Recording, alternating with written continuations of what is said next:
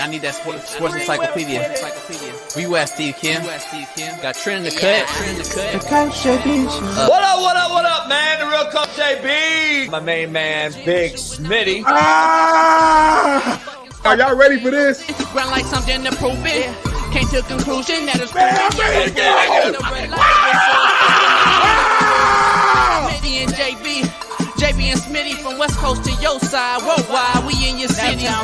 Keep it 150, we never change what's happening. Hurdle link In any metric, Coach, you cannot have Russell Wilson. Nick gave me my first offer. Like, you got to have that store. You got to be marketable. Hockey, football, baseball, then basketball. Oh, I love this fucking show so much, man. Are you mixing light and dark at 11 a.m.? I'm elated that I can be able to coach, that I can be able to mentor these kids, and give them everything that I've learned over the last 20 years. Get Smitty and Jason Brown, kill the ass a rap. We what the games been missing, we switched it and filled the gap. Smitty and Jason Brown, we killed the ass a rap. We what the games been missing, we switched it and filled the gap. You are now tuned in to the Coach JB Show.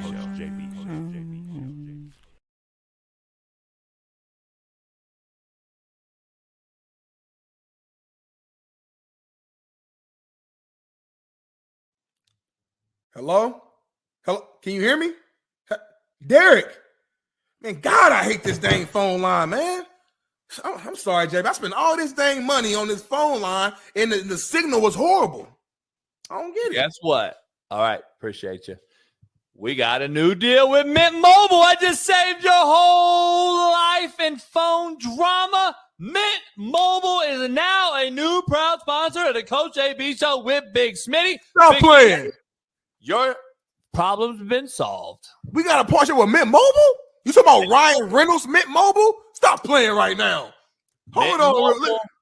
Let me Google this real quick. You can try mintmobile.com/CoachJB and get 3 months free when you use the promo code CoachJB. Hey, man, I did a quick Google search real quick to make sure you wasn't playing around. They got plans as low as $15? They got plans for $30, unlimited everything. Speed, coverage, data, access to 5G, unlimited talk, text, mobile hotspots. You can talk in Mexico, talk in Canada, and they're built on the nation's largest 5G network. Are you kidding me, JB? Hey, and everyone wants to know how hard it is to switch to your service. Big Wireless wants to think it's hard. They want you to think it's hard, Big Smitty, but switching to Mint is super easy thanks to digital eSIM cards, which most phones now have. You can sign up and activate immediately right on your phone from the comfort of your own home. Mint Mobile does it all. Short, fat, skinny, and tall. That's why the Coach JB Show with Big Smitty is proud new sponsor using promo code CoachJB. Try mintmobile.com.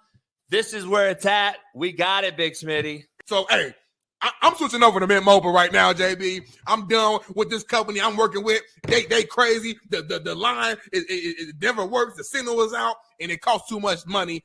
I'm going over to Mint Mobile, JB, and y'all should do the same. Big Smitty, I'm calling you right now. JB, Mint Mobile. Mint Mobile, clear as day. I hear you clear. The new promo code Coach JB right here, 3 months free. Mint Mobile, try mintmobile.com/CoachJB and get you there free. 3 months off, family deals, all deals, short, fat, skinny, and tall. Mint does it all. Proud new sponsor. Much love. We'll see you later. Peace. What up, what up, what up? We are in the building. It is E-Dub, Eric Weddle Monday. Super Bowl champ Eric Weddle Monday. We got a lot to break down today. Big Matt Mchesney joins us. Right here in the first 30 minutes, we got the owner of Game Breaker Headgear, NFL partner. Gonna break down the notorious cracked helmet that Patrick Mahomes wore in the game. That right there piece broke off, and all the Twitter dick riders love to say that's what's supposed to happen after I said I've never seen a helmet crack open like that. But we're going to ask the man, the myth, the legend, Mike Jwes, is that what's supposed to happen? I say no, but we'll find out. Don't miss this one. It's going to be epic. Big Matt Mchesney joins us. We got a loaded Monday for you. NFL playoff, wild card playoff Monday. What a weekend of shitty football. We're going to dive into it, though. The Chiefs and Mahomes crack me up, literally.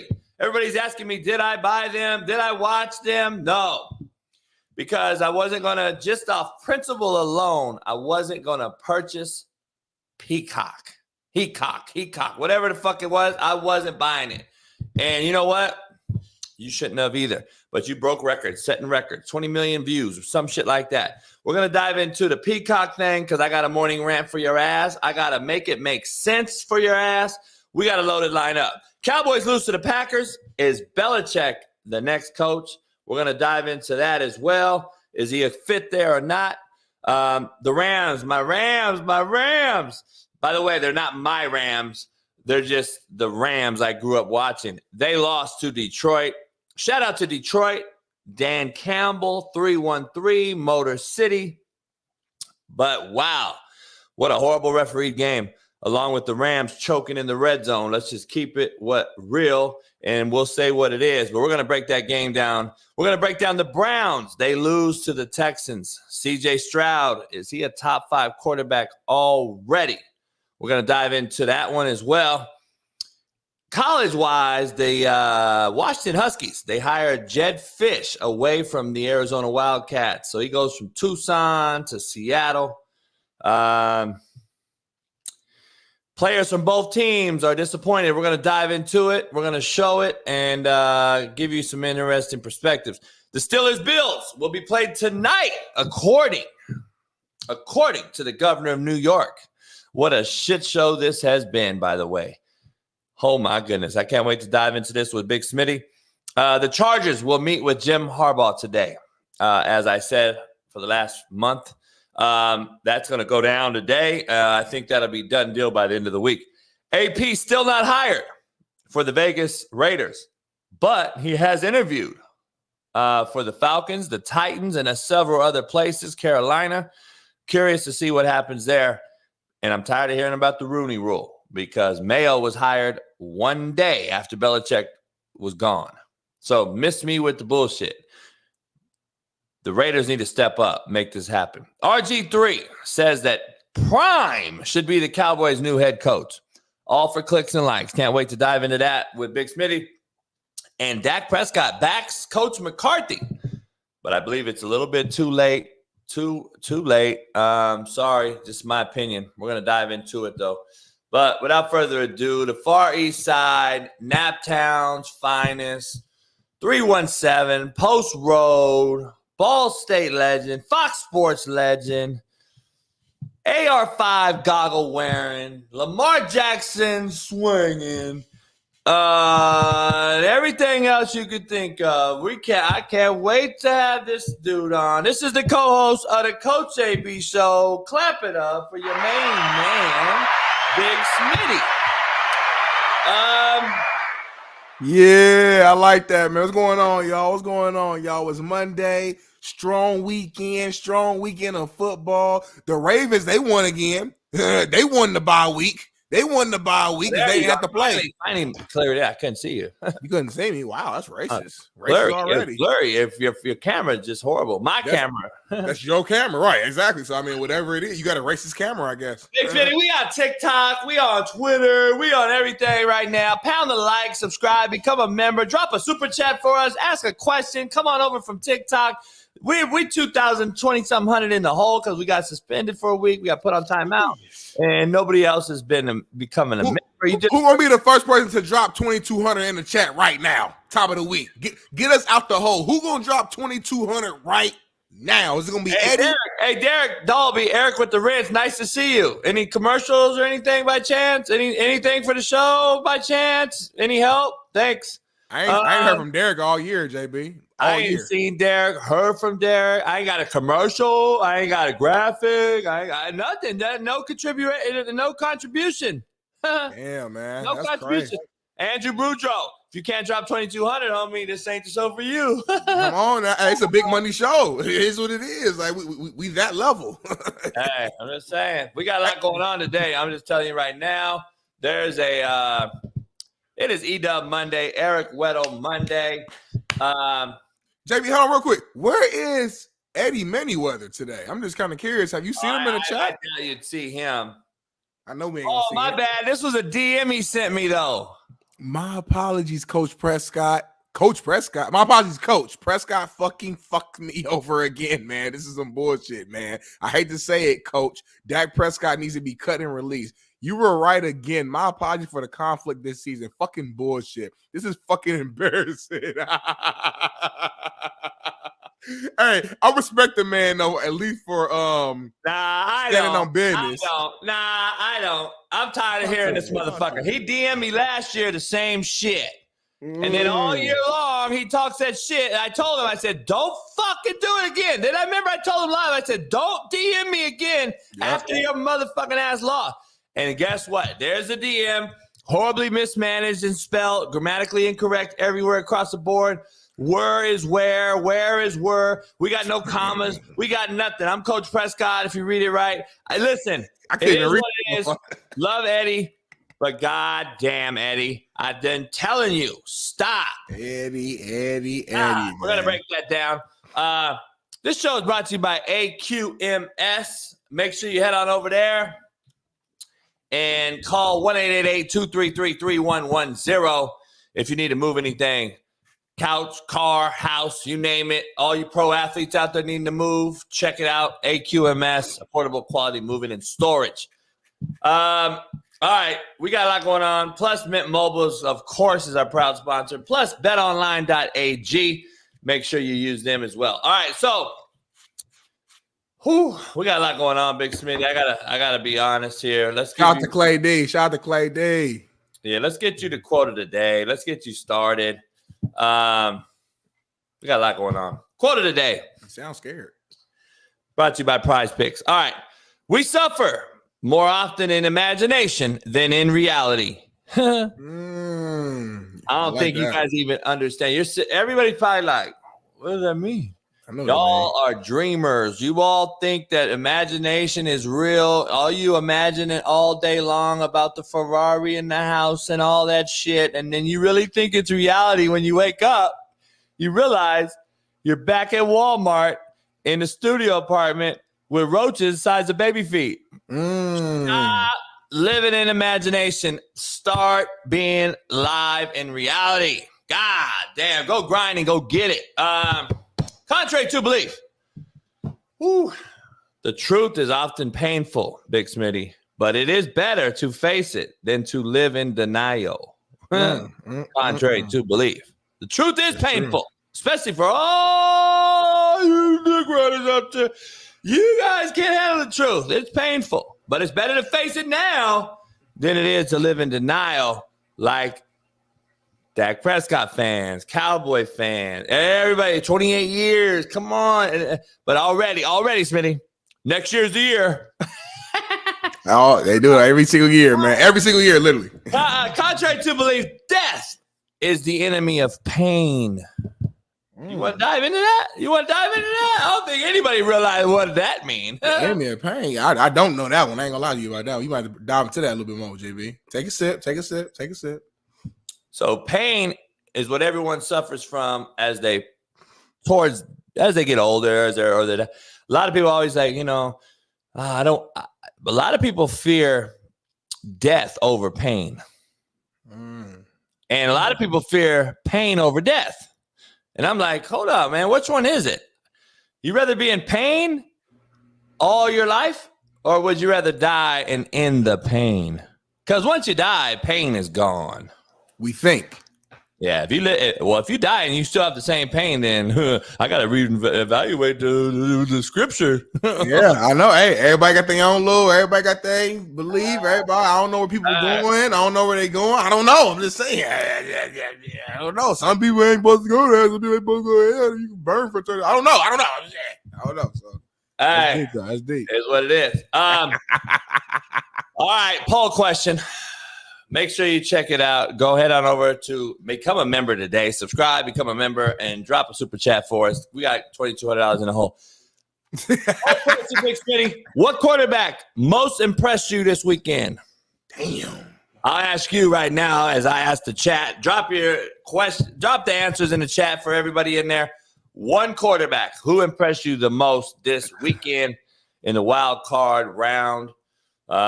It's so tough, man. It's so tough. It's really between two quarterbacks that we gonna even have a discussion about, and I'm trying to see which one impressed me. Let me ask you this question though. Okay. Before you answer this. All right. Everyone's gonna automatically think it's a winner. Oh, so I already know who you about to pick. I'm just saying before you answer the question, I'm just gonna ask you, like, what quarterbacks played like damn lights out, and you would have been like, if they won, right, they would have been the guy. But you can't ask that. The question is, what quarterback was the most impressive? It doesn't matter about wins and losses. I'm asking you about the quarterback play, and there's a lot to choose from. To be honest. I still think it's between two. I'm gonna get an edge to Jordan Love though, because I'm not gonna lie, man. I did not expect the Packers to win at all. I don't think anybody on our show, if I'm not mistaken, picked them to win. Even at Fox, when we were talking about stuff, the only people who chose the Packers were Packers fans. James Jones, who played there, and then we got a producer who's a fan who's from Wisconsin. Other than that, everybody else picked the Cowboys to win that game. So I just think for me, it's more of the shock factor, and then how confident he's playing in those off-platform throws he was making, leaning left, leaning right, fade away back, and was throwing it on time. Now, granted, there were also, let's be real, also a couple passes down the field where guys were just wide open, just bad defense, miscommunication on the back end. But even beyond that, was the confidence Jordan Love had in this was his first playoff game, if I'm not mistaken. So even though he's not a rookie, he is a rookie in the sense of the playoffs, and he was out there willing and dealing. But close number two is C.J. Stroud, man. I mean, you could really go either one to me, because C.J. Stroud balled the hell out, man, breaking records in his first game. I think he threw two or three touchdowns in the first half, against a really good Browns team. Only reason why I'm giving Jordan Love the edge, though, is because, people went in thinking that the Texans could beat the Browns. It wasn't like, oh, this is impossible. We know Flacco had ended the season well and was kind of on a hot streak, but at the end of the day, is the reason why Flacco was at home a few weeks ago. You know what I'm saying? And I feel like that showed, in my opinion, during that game, and CJ just fucking balled out. But I'm giving a slight edge to Jordan Love because, I don't think anyone thought we were going to see that performance from him and that performance from the team as well. So that's where I'm at. Yeah, I mean, I don't know. CJ's debut, Love's debut, Love in Dallas, CJ at home. It's a toss-up. Both young guys now, but I can't wait. We're going to dive into this thing. But let's be honest. If Stafford won, he was going to be the guy. I knew you were about to say that. What did he throw for? 380, 2 touchdowns, no picks, 80% completion percentage. And be honest, he got murdered the whole game. He got murked the whole game. And I was 0-4 in my picks. Really? Yeah, I was 0-4. That's the first, right? But you know what? That's what you do when you bet. You want to bet. I bet the bottom line so I could get the biggest return. I'm not going to bet $20 to win $40. Yeah, there's no point. I know it's dumb betting. Like if I was a professional bettor, I wouldn't bet that way. Obviously, like Nadu. Nadu, he never bets like real big. He just wins a little. He bets to win money, and then he keeps building money over time. Yeah, I don't do it. Stafford's the last of its kind, though. He is the last so-called JB quarterback. The one you yell at me about yelling about on the hill. He's the last one. We've seen the historical, legendary things he's done in Detroit. Shoulder out of place, comes back, throws the winning touchdown. They showed a big thing on ESPN. He's the last guy. I was like, he's going to be back in that game. But I don't know. Let's dive into this, though. I want to dive into it. It's just too hard. It's hard to go against CJ and Love for their first debut. Stafford just continued to do. I think Stafford looked like you look at him and say, "Oh, that's supposed to be him. That's supposed to happen." I don't know if you realize some of the throws he made last night were literally there ain't a quarterback in the league doing that, bro. He was throwing dimes. Nah, Stafford was throwing dimes. But they didn't finish a lot of times though either though. So like you got to think, even though he threw all those yards, they had 23 points. So it's like, the red zone killed them. They had four opportunities in the red zone. They don't get no touchdowns.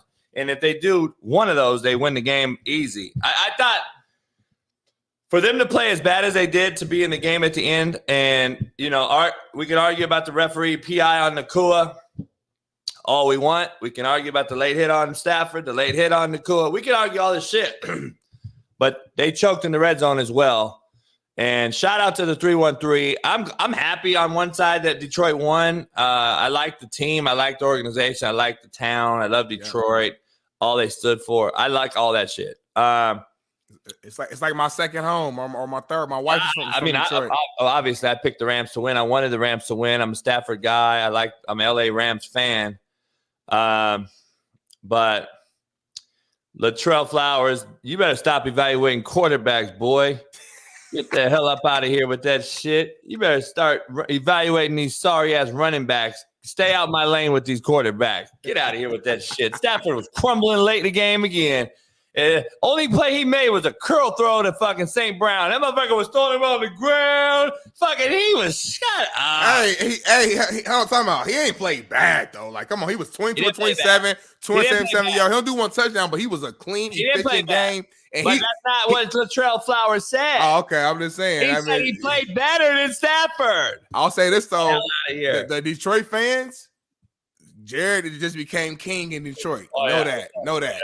And much as they love Stafford, Jared just surpassed Stafford in terms of how they're going to look at him because of what he just brought to the city. They haven't won a playoff game my entire life. I turned 30 this Friday, y'all. They ain't won in 32 years. So that's historical. So, but I think Stafford got one of these. Somewhere else though. Detroit don't care about that. That's kind of more of a slap in the face. I had to leave you to go win a ring. I know Detroit don't care about that. Do it here. Well, let's see Detroit now. Let's see golf win a Super Bowl. Then we got some things to discuss. You know what's crazy though? I know we're gonna talk about this a little later today, but I'm gonna kind of give it away. I guess I am picking the Bucks to win tonight against the Eagles. And in the event that happens, you got the Bucks will go to Detroit to play the Lions at the crib. So I'm not gonna lie, I like the Lions in that a lot. So you mean to tell me Detroit might be in the NFC Championship this year? That sounds crazy. Like none of us would have predicted that before the season. I'm gonna tell you something. Talk to me. The only reason I'm saying this is because the storyline that it will make. Okay. I think Jordan Love's going to win in Frisco. And you're going to have a major thing out there in Green Bay, something Aaron could not do. 7 seed? I'm just telling you. I think young quarterbacks with 2 weeks off hurt more than guys playing. And I think Purdy's going to struggle after having some weeks off. Man. And I think Love is hot. He's hot right now. He's playing with house money. Like he out there like, hey, listen, y'all, we ain't supposed to even be here. Y'all think like we would make the playoffs first year without A-Rod. Fuck it, let's go ball. A lot of time when you young and you get to that mindset where you just like, you know what? Don't nobody believe in us. F it. A lot of times you play your best ball, and we see the way Aaron Jones is running the ball right now. He looked fresh, didn't he? I know he was hurt a couple times throughout the year, so he missed some games. But Aaron Jones out there running like it's week 3 of the season. He did. You know? He did. So we're gonna see. It is what it is. We're gonna see, man. It's gonna be interesting. But let's start off with the morning rant. We got delayed just a little bit. Our main man, Mike Jwes. So we have a guy named Mike Jwes, who a good friend of mine, who is the owner of Game Breaker Headgear, NFL partner. He deals with a lot of Division I colleges. They all wear it. So you know the helmet condoms I fuck around with? That's his company. He owns that patent on that software, soft shellware. He also makes pads for the NFL, other things he does. So he's going to come on and talk about the helmet cracking the other day on Mahomes, where I said, I've never seen it. And everybody's like, that's what's supposed to happen, JB. It's like a car. It takes on the thing so the body stays safe. Shut the fuck up. God damn. I've never heard the dumbest people on Twitter in my life. Smitty, you ever had a helmet crack open like that? Never in my life. I played a lot of football, JB. A lot of hard hits. Never seen that in my life. It's funny. I talked to like 100 NFL guys and players, and then nobody's ever seen it. But everybody on Twitter knows better that it's supposed to do it. That's hilarious, man. And I played in a lot of really cold games, too, being in Indiana, like freezing cold games, hard hits. Oh, I played it -20. If it was supposed to crack, I love that was the excuse. It was -30. Oh, really? So do cars just fall apart and crack open in the middle of the fucking ice storm? Like, shut up. You know, cars are made out of plastic and fiberglass too, right? Nowadays, like, the people are so dumb, dog. I swear to God, they think this shit is not temperature tested and shit like that when they create this shit. Like, shut up. But the question too, though, is like, why was that the only helmet that chipped in? You know what I'm saying? Like, if it was supposed to happen, then okay, well, everybody's shit should have just been chipping all game. That's my point. Of course. Like, these motherfuckers know better. I got a morning rant, Big Smitty, I want to do with you, and I got to make it make sense, too, because I'm kind of hot at this whole NFL. The NFL, my JB's morning rant today. The NFL is a joke. I got to be real with you. I'm not very pleased. We'll see if we get Tank Johnson on tomorrow to talk about this because he talks to Roger Goodell frequently. The NFL is a joke. We got to pay for Peacock, but we'll push the Bills game back 2 days so we can have more Monday night games. By the way, Monday night, Smitty, is the biggest advertising night of the week, if no one knew that. So we'll tell and this is where I'm kind of pissed off. Over the weekend, I've been advocating for the California youth tackle football bill to not be passed, to cancel tackle football. I'm a proponent to keep the choice there for the parent to make, not just take it away. That's kind of like our given rights in America. We're supposed to have these rights to make choices. And I believe that's being taken from us. And when you give an inch, they're going to take a foot. So that everybody out there that's like, well, 12 and under shouldn't be in pads. Not the point. You give them this inch, they're going to take a foot. What's next? High school? High school football? Right. What's next, Big Smitty? I'm just telling you, there's going to be other things if you allow them to take it. Parents, make your decision.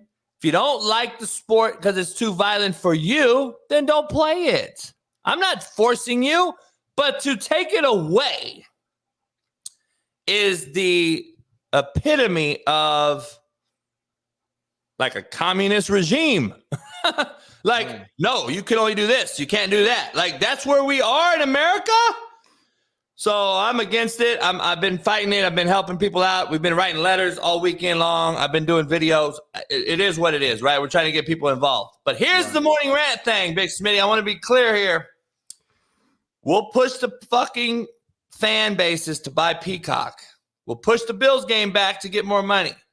But Roger Goodell has informed in an email and a letter all NFL players, personnel, and coaches, get this, not to comment on the California youth tackle football bill about to be passed, to cancel it in a memo league-wide.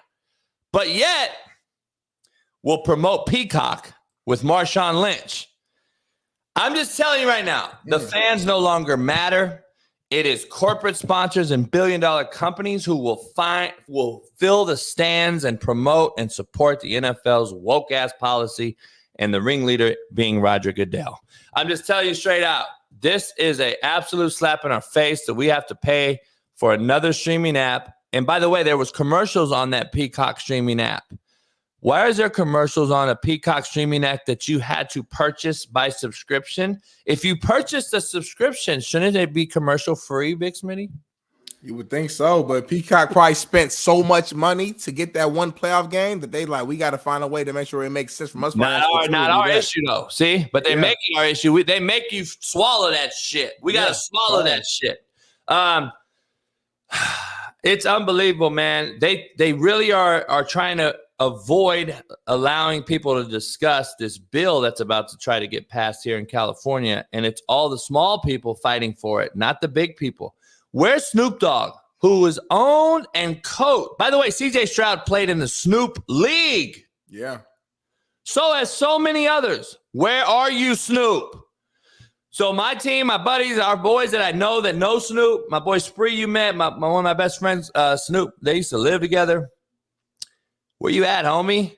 This is the league. But guess what? Who does Monday Night Football songs? Okay, Snoop. You don't think he's in the Roger Goodell letter and memo?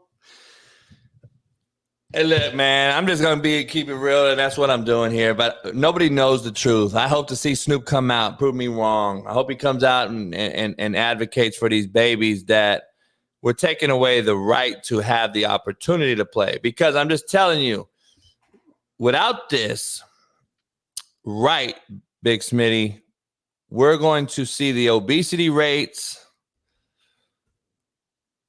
rise, inner city violence rise, just like we see when I see JUCOs fold like Compton College in LA Harbor and Fort Scott Community College in Kansas. What happens to 100 to 150 guys? It's just, that's what happens. What do they do? Where do they go? What do they have? What's their outlet now? What's their recourse? Video games, Twitter? Like, come on. I guess I'm assuming they would just have to play flag football until they're 13, I guess, basically. Then guess what happens? You go in as a freshman. See, people don't want to break this shit down. They all talk about, like, Marcellus is with me, but he's not letting his kid play until he's high school. Right. But listen, I've seen this happen. I've seen this thing before, and this is well before all the head trauma stats. The fact of the matter is, per capita, girls soccer has more head injuries than boys football. That's fact. Go check it out. Secondly, this is a discouraging tactic by our legislation.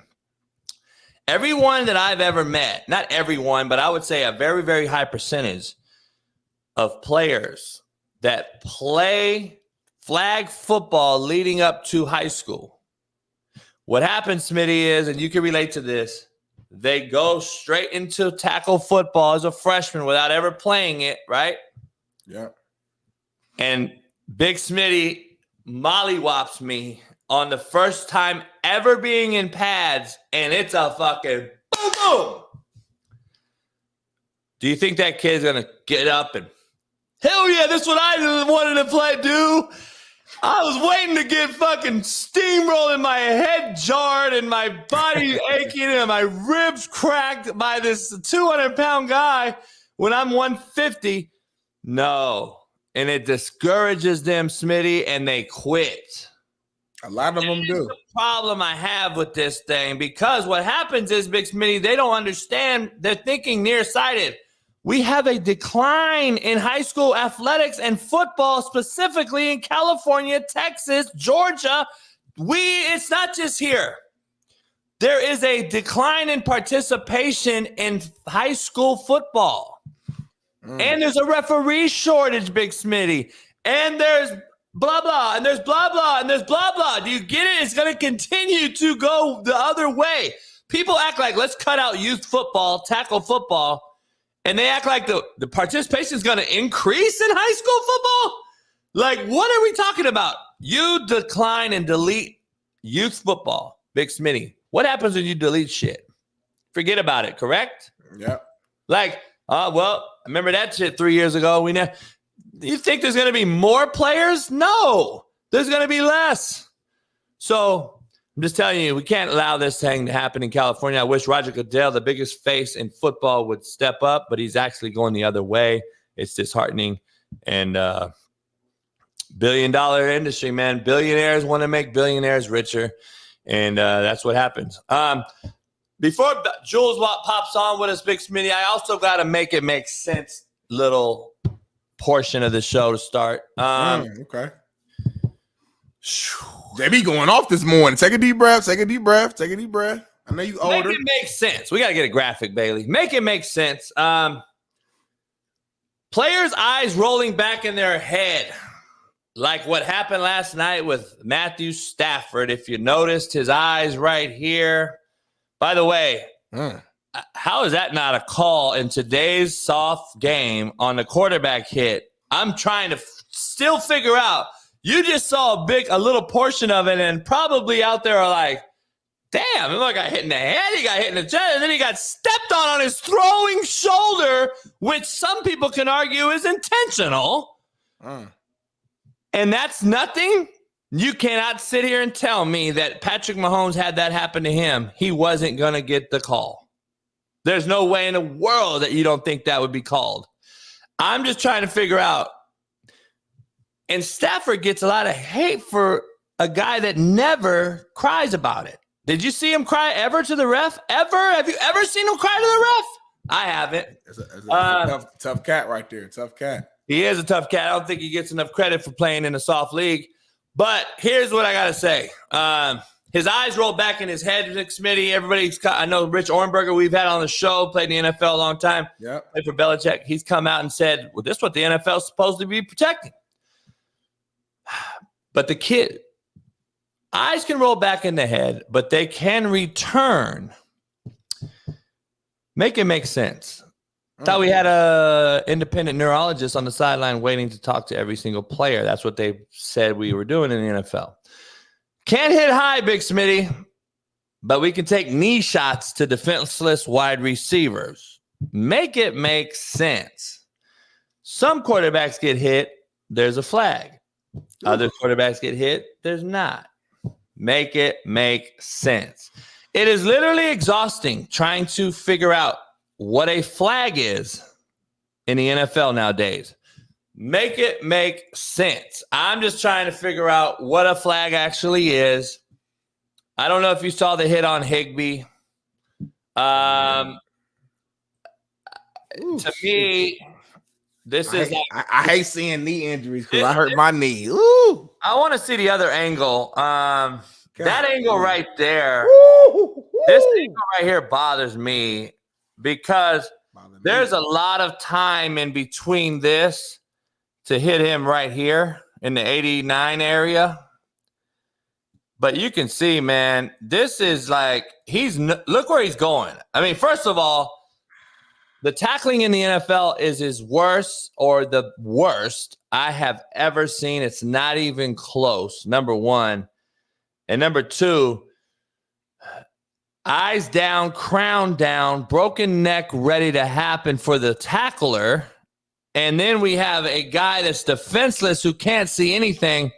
I have seen this particular call called, I don't know, 50 times this year. Why was it not called in this game?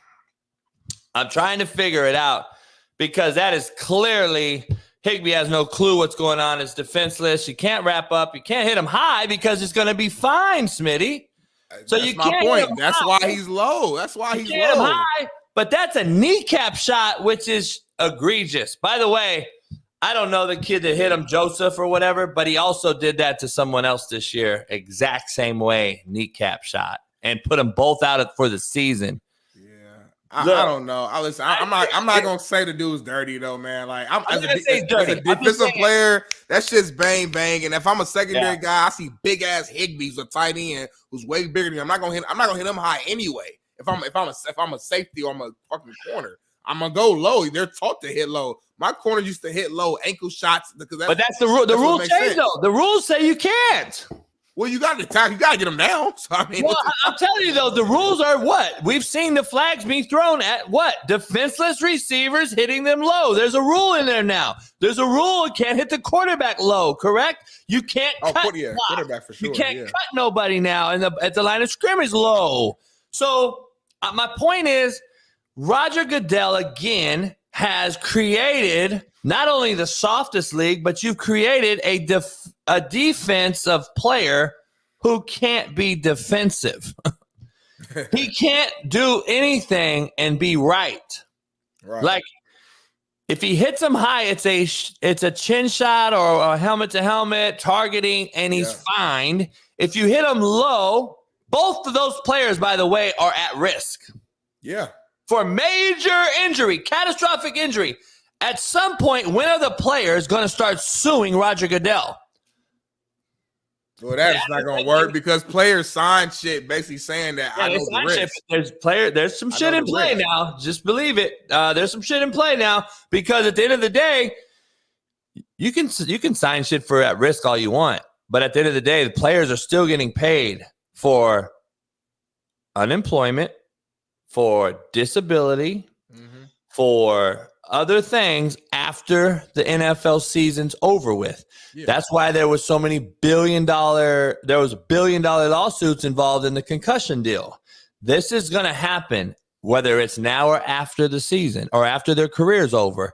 But when you change the rules like this,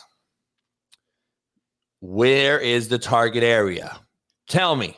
I want to know where the target area is for the defensive player to either defenseless receiver, whether it's open field. Smitty, I'm going to be honest, dog. I've never seen tackling this bad in the NFL. And if you watch the Mahomes game, guys are just arm tackling, missing the guy. Nobody wanted to touch Mahomes. I'm like, whoa. I'm like, y'all that's scary to tackle this dude. Like, every time he runs, no one ever wants to hit Mahomes. Because everybody, they know if I hit Mahomes too hard, they get taking all my money on my check.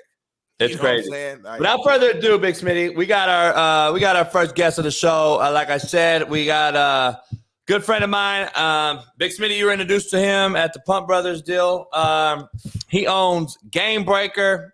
Make sure you go check it out. Follow it on Twitter, on Instagram at Game Breaker HG for headgear. Make sure you follow that. He's a specialist in soft shell headgear, plus the helmet world in specific. Shout out to our main man, Mike Jwes. Wrap it up. What up, brother? Hey, you up early. I was wondering. I was like, man, I don't know if he's going to get up. He might have had a few kilos or something. I know. I made it okay. We're here. I thought you were going to be in like Cabo or something, watching the game on the beach, big time. That was our last show. I know. Last time I had you on, it was something in specific to the Tua concussion that went viral on the internet and 10 million views. This one is a helmet that we saw crack open. Bailey, show the world. I'm curious on this helmet that cracked open and broke open. I've talked to several folks, Eric Weddle, NFL guys that are on this show, NFL players of mine, and they're like, damn, Coach, I agree. I've never seen it ever. I go, I've never seen it either. I've never seen that right there. It doesn't look that's normal. But if you leave it to social media, Mike, they will tell you this is perfectly normal because they know they're the knower of all things. They equated this to a car crash, protecting the person from the actual incident. Listen, I just laughed, Mike. I want to let you take it. Please let us know. Is this normal? Should it have happened? Well, I think if it was normal, you'd see it happen all the time, right? So the fact that it hasn't happened all the time probably points to the fact that it's not normal. So the answer is no, this is not normal. And this is a company called what? Visis? Visis. So, how long have they been in the business? Visis got in a few years back and raised an awful lot of money and created this product. This is one of their products. And they went under, for lack of a better term, and were acquired in the last couple of years by Shut. And now this is a product in their line that they carry and sell. So what's next for this line? I mean, isn't this the helmet that was created at Vautech in the labs? Yeah, well, it wasn't created in Virginia Tech. They have their own labs that I think Virginia Tech helped assemble at their headquarters in Washington when they created the product. But the thought process to Vice's helmet was that it had some flexibility to it. In other words, like a bumper on your car, it had the bend but don't break ideology behind it.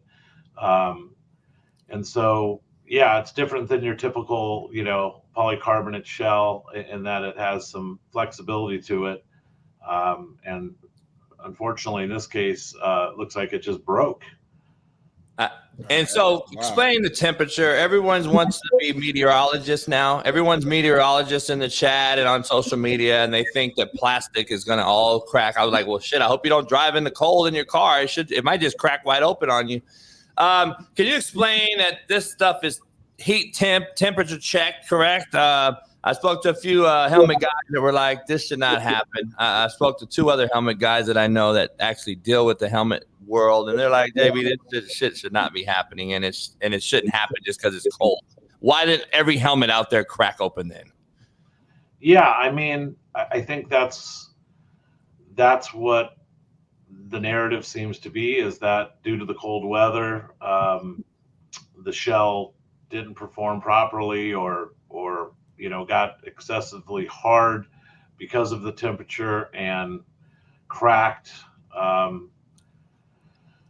Listen, again, you don't see this very often. It's not normal. Weather or no weather, I don't think it should be happening. I know, based on the standards that are out there, we have to have our products tested in certain climates. I know we produced a product for the lacrosse world, and our early models failed because we didn't test properly at sub-zero temperatures. So I would imagine that, they are aware that football is sometimes played outdoors in very cold weather, and this is part of the process. But I think everyone's pointing to the cold weather as the cause of this event. Good. Let me ask you this real quick, and nice to see you again. I know it's been some time. I guess how long is the testing process before these products are actually approved? You know what I'm saying? Like at what point do you guys know, like, okay, this helmet is good to go, it's safe, let's use it, let's put it out there? Yeah, I mean, it's a pretty rigorous process. I know we're all laughing about, head safety and helmets and braking and Tua and all these things, but these companies are held to some pretty high standards. Football is under a lot more scrutiny than any other sport, and I always say that football is doing more than all of the other sports in this area of head protection than the other sports are. It seems to have been something that the media jumped on and, really, really, really, watches carefully. I know during, one of the games last night, I believe it was in the Cowboys game, or actually it was in the Rams-Detroit game. The tight end for the Rams got upended. He took a hit going across the middle on the knees and flipped in the air. And, I know, as being a former player, and JB, too, I think most football players would rather take that shot to the head than take that shot to the knees going over the middle of the field. So, there it is right there. I mean, that is, Every time I see it, I just cringe. I think every NFL player, if you showed that to him today, would say, I would have rather have been Patrick Mahomes than that. So, and Mahomes is head up running the ball with his eyes, getting to see where he's going. This guy has back to the defense, doesn't know anything. And I thought the rule was put in where you can't hit a defenseless player low, and there's no penalty at all on the thing. Yeah, he was defenseless, all right, and he got hit low. They've got to get that right, because that's the hit that players don't want to have. Those are the hits that end careers. In Mahomes' case, I mean, he lowered his pad level just as low as the defender, and they had head contact. That's what you have a helmet on for, in case those things happen. And looks like he took it right in the face mask, and hey, the helmet failed. I mean, it's he wasn't hurt. He didn't go into protocol. He didn't go into the tent. And from what he said, he didn't even know what had happened until he got back in the huddle, right? You could tell he didn't know. He just kept moving around, and so. By the way, Mike, there's supposed to be a timeout called for you to swap equipment or miss a play, but unfortunately, it's crazy that the Chiefs, of course, didn't have to abide by those rules. Let me ask you something, Mike. Being a professional in this business, in this headgear, and all this issues that's going on, from the concussion to the CTEs to all the things out there, mental health and everything that we we hear about that are pushed as a narrative nowadays, where you and I and everybody that we know played with old school bike helmets. We'd come to the sideline and pump that bitch up with the pump. The bladder was in there. Worst case, the bladder broke. We'd replace the bladder. Nowadays, and I don't know, I'm not going to say never, but at least I didn't know I had one. I never had a concussion in those old school air helmets. I love those air helmets. I thought they were the best ones. I love them. We were just messing around with that helmet. But anyway, we're in 2024. My question to you: we are launching rockets into the stratosphere every other day. Elon Musk, we got shit that we've never seen before. How is it the worst head performing gear that we've ever seen? I'm trying to figure out how science has not evolved in the headgear area, but yet we got more CTE, more concussions, more drama. Or is it kind of like getting the shot? Don't test, you won't know. Which one is it? Yeah, I think there's a lot more scrutiny in and around, head injuries. They have spotters that are watching the games. If, you show any indications of, getting your bell rung, so to speak, is a term we used back in the day, right? You're getting checked out. There's an emphasis on, creating a culture of player safety and keeping these guys, heads screwed on straight during and after their careers. And so, there's just an awful lot of effort and work being done to try to make these guys safe. That being said, there's only so much you can do, right? We always say here that, football is the only game that you play that's dangerous that we don't simulate, right? If you're learning how to, fly an F-16, nobody just gives you the keys and says, go out there and dogfight, right? I mean, you learn in a simulator. If you're learning how to operate a train, you're learning in a simulator. If you're, boxing, you're shadow boxing or you're sparring and you're wearing, headgear and certainly you don't do it every day. Football for a long time wasn't simulated very good, right? We played football every day, 5 days a week, full pads, games on weekends, depending on what level you were at. And that is really, pared down. And, the NFL seemingly wants to put out a lot of, information that these incidents of injuries are going down, right? And, a lot of it is just from what I just said. It's really from reducing padded practices, from reducing the amount of time you're allowed to be in full pads and full contact. And so trying to eliminate those from practice, which I think, they've done a really good job of getting done. That being said, you're still going to see grown-ass men that are big boys, bigger than they've ever been, faster than they've ever been, stronger than they've ever been, making contact at very high speeds. And this is going to be a byproduct of this game. I mean, outside of bubble wrapping these guys, there's not a lot more you can do that's totally going to protect them from that. The other side of it is these big hits, they don't necessarily lead to CTE, meaning, having a concussion and having CTE are not mutually exclusive, meaning you can come up with CTE after a long career and never have had a concussion, right? You may have had a ton of subconcussive impacts. There's also a lot of things that factor into that. Of course, if you saw the movie Concussion, all of these people said they had head problems, right? And then after their career, they tested them, and lo and behold, the majority of them had, head problems. But listen, I'm a big guy, and if 100, big guys complained of having, stomach aches during their life and wanted them to check out their, underside after their death, I'm sure you would find that most of them had belly problems, right? I mean, that right. kind of goes aside with it. And then also, with drug use, alcohol use, steroid use, there's so many other factors that figure into this thing. It's strange, but I think to answer your earlier question about the testing, I mean, it's crazy. NOCSI has a standard, right? And everyone has to build a helmet that meets that standard.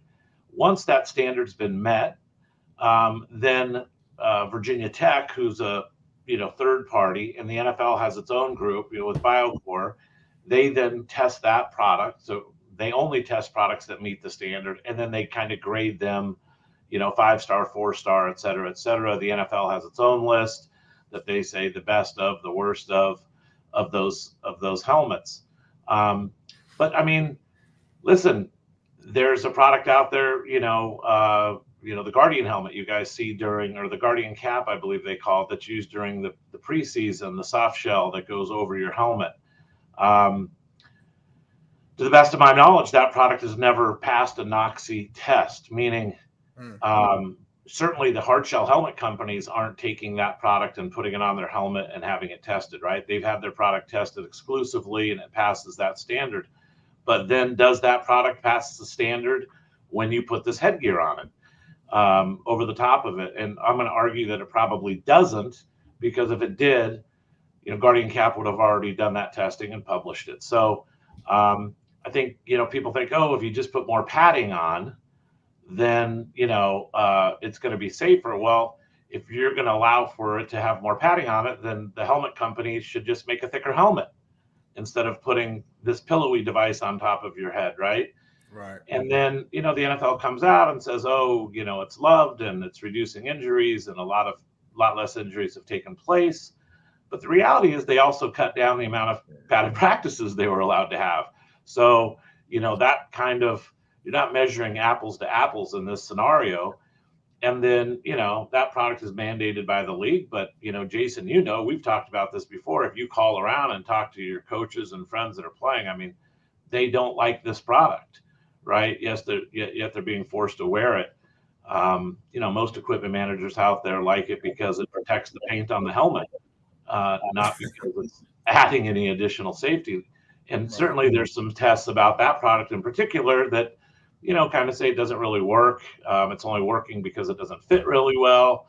And the helmet's, it's sliding around on top of the helmet in a way that is attenuating most of the force. So again, it's optics. It's, what they want you to see and the numbers that they want you to see having. You see that product is very similar to ours. Obviously, ours we don't put over the top of a helmet. We never designed it to be that way. Our product is out there for days that you're not in full pads, when you are simulating football, that you have it on just in case of incidental contact, right? It's an incidental contact piece of equipment. It's not made to replace a hard shell helmet, which is always what you should be wearing when you're playing football, right? Mike, before you get out of here, I appreciate you jumping on here. I got to ask you, before Smitty asks you his last question, I got to ask you this. I know you're aware of what's happening in California with the law, the legislature trying to ban tackle football here in California. I've been an advocate trying to help. We can all believe in whether we should hit these kids at an early age or not. That's a whole nother debate. But the debate I'm fighting is taking the choice away from the actual parent that can do the proper research to say, okay, my son should play or not play. We should have the choice, because once we give in to this, I think, we're going to just give them a foot when they want to take an inch. And I think that is what people are nearsighted about. They don't understand that the more we give them, the more they will take.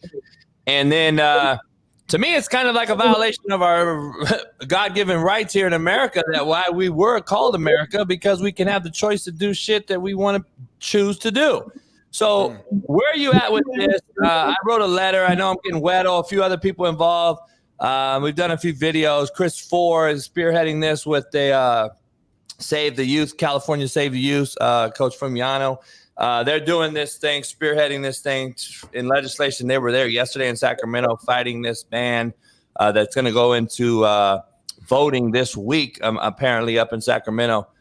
I know you helped a lot of you give a lot of headgear to the youth, and the youth is I used to certify the youth coaches for years here in California. It's a huge thing. I think obesity, you Mike, being coach, having coached inner city kids your whole life, like myself, and seeing the ramifications of loss of activity, loss of a sport like football, especially in the inner city, I see huge issues here for bigger picture things than just football. Obesity, crime. People don't want to mention any of this stuff. Not saying football is just the only thing causing crime, but let's just be honest. California is the most populous state in the union. You take away football from millions of kids, you're going to have some issues. Where you at with this, and whether you believe in it or not, or agree with it or not, should we ban it? I guess is the question, and that's what's going up this week in Sacramento. Yeah, a couple things on that, Jason. Number one, I believe in safety, but safety and soft aren't synonymous, right? No one would argue with me that the American military force is the baddest fighting force in the world, right? No one would argue with that. They also have the best stuff, right? I mean, and so I'm about safety. I'm not about soft. But I don't think the argument you're talking about with banning football here in California is about any of that, because everyone will have an idea about what age you should, what age you shouldn't. But all those people that have those ideas, they're also parents, right? And just like anything else, you can watch Coach JB's show with Big Smitty, or you can change the channel, man. I mean, it's not that hard. And this is the same thing. If you don't want your child to play football at whatever age, and it could be 5, it could be 10, it could be high school, it could be never, that's your choice. You're a parent. For someone to try to take those choices away from you is ridiculous in my mind. I think that, the more and more control that we're being forced to give away as a parent is out of control. And it's got to stop. And this is a great place to kind of make a stand and say, hey, you know what? We can talk about all those other things, and we're willing to debate with you about them. But putting a stop to it is a non-starter. That's just not okay with us. That's a parent's choice, and they should be able to make that choice. The other side of this thing is that's crazy, is that football, for anyone who's been in and around football, the love that we have for this game and the things that it has done for us and our children.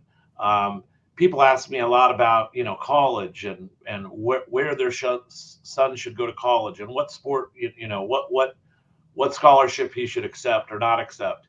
And I've always told them, look, to me, you're college football coach, and for both of my boys, it was finishing school. It was that coach was going to complete the job I had done at home, turning them from a young man into a man. I wanted them to follow a good man. And I could tell you what, if you've been around football, there's a lot of good men in football. And there's a lot of people that, God forbid you weren't on this planet, that, football coaches might be the number one place to start for someone to raise your kids. And so I disagree with this thing fully. I'm fully against it. And people would say to me, oh, Mike, if they ban it, then every kid's going to play flag football and you're going to make a lot more money. Well, who cares, right? It's not about that at the end of the day. I love football. I love the opportunity it's giving kids. And to your point, once again, the have-nots, the people that, need it the most are going to get it the least. Hey, Mike, and by the way, how about we stop shooting coaches and parents on the field at the youth level? And how about we stop fighting refs? And how about we teach coaches how to actually coach at that level? Because what we get is a lot of cats wanting to wear a polo who show up right before the game. They weren't there at practice for 4 days out the week because whatever reason. And then they show up, and the parents who are voting against this issue are the ones allowing their kids to be coached by a bunch of jackasses. So, how about we clean that up, and maybe you'll see a different result as far as all these so-called head issues. I don't know, Mike. It's just funny to me.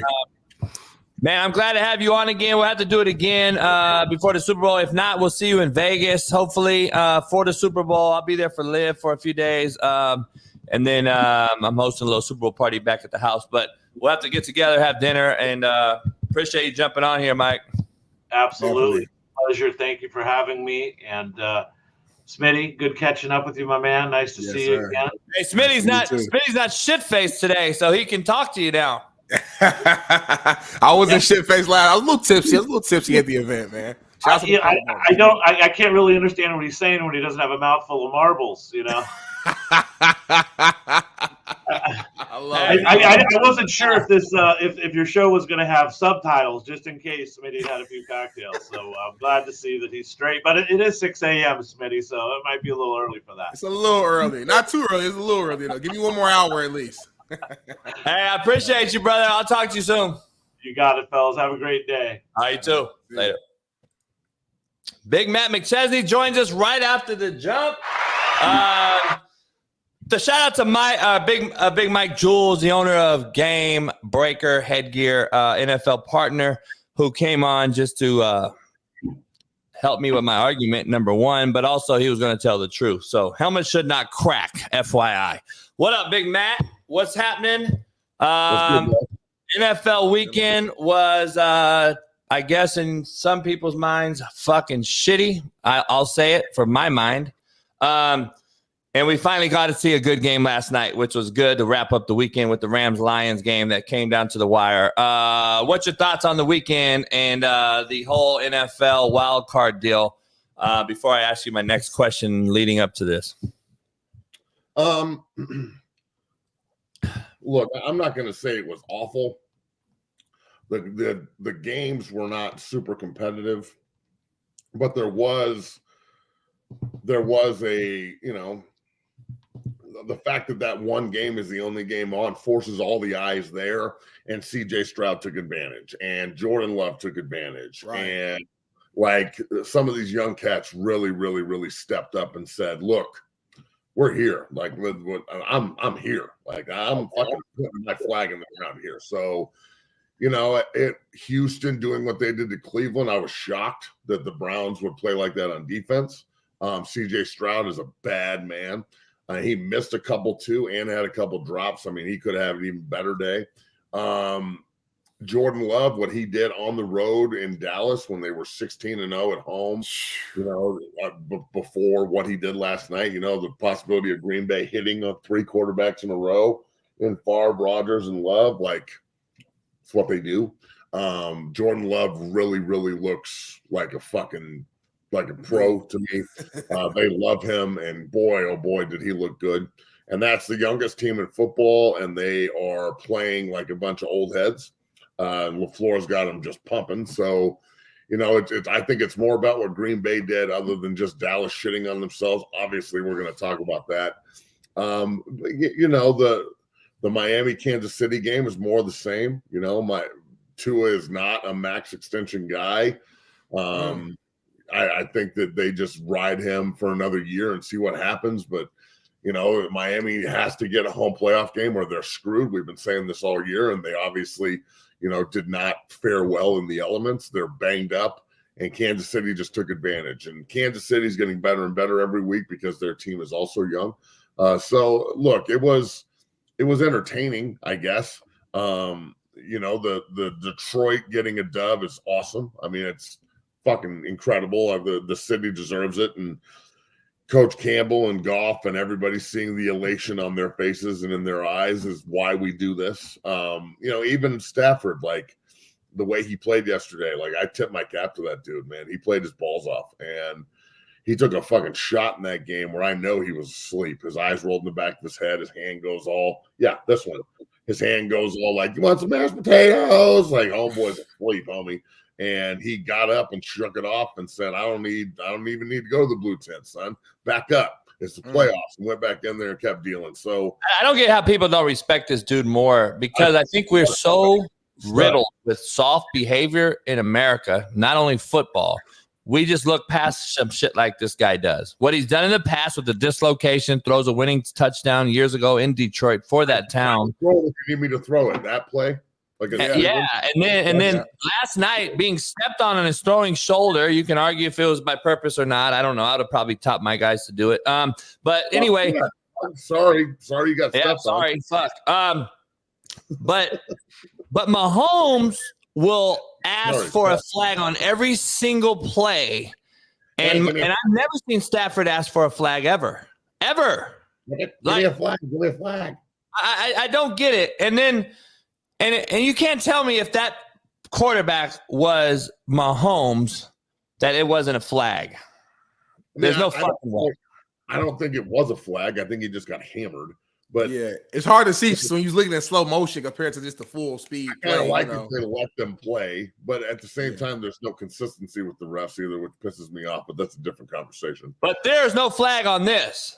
But it's not a flag. Like I don't know how many times I've had Weddle on my show or on this show. We've talked. I've got Chris Harris, Steve Atwater, every secondary guy I've ever played or ever talked to or interviewed or any of these guys.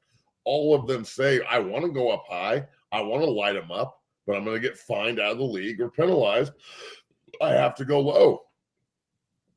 Like, they have to do it. I'm sorry, but this is what the NFL wants. They want guys going low, and I don't agree with it. I don't want guys to go low, but don't you have Weddle on today? Yeah. I guarantee you when you have Weddle on, he's going to say, this is the way I teach it. Guaranteed. Well, I talked to Weddle last night when it happened, obviously, and we were both in discussion about it because it's just sickening to see. Because, number one, Joseph's – I'm not calling him dirty. I don't know the kid. I haven't watched him enough. Apparently – there's another play this year where he also blew out another person's ACL the same way. Coincidence, whatever. We don't know. It's deep. Yeah, we don't know. So the issue is, though, that Goodell and the NFL woke pussies have created a game that you just can't win at on defense. You can't win. And offense is going to get hurt by that. And that was a bad ball by a Stafford that you usually don't see. And I'm going to keep it real and tell people, like, we're so quick to give a safety, a targeting call, or a fine, but quarterbacks deserve half the credit. I mean, that was a ball that shouldn't have been thrown at that particular moment that set him up.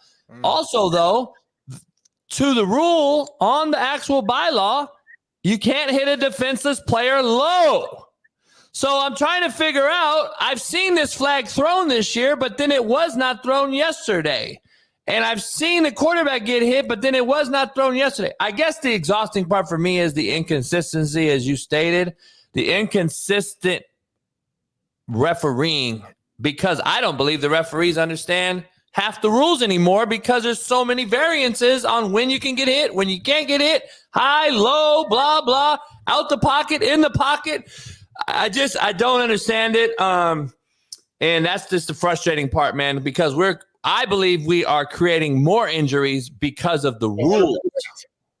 Yes, look, I don't know how many times I got hurt after the play was dead or when people were standing around or going half speed, but I'd say probably 3.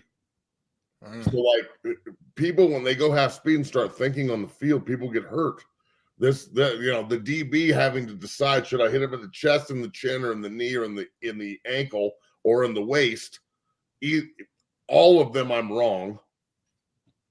Right. It doesn't matter what he does.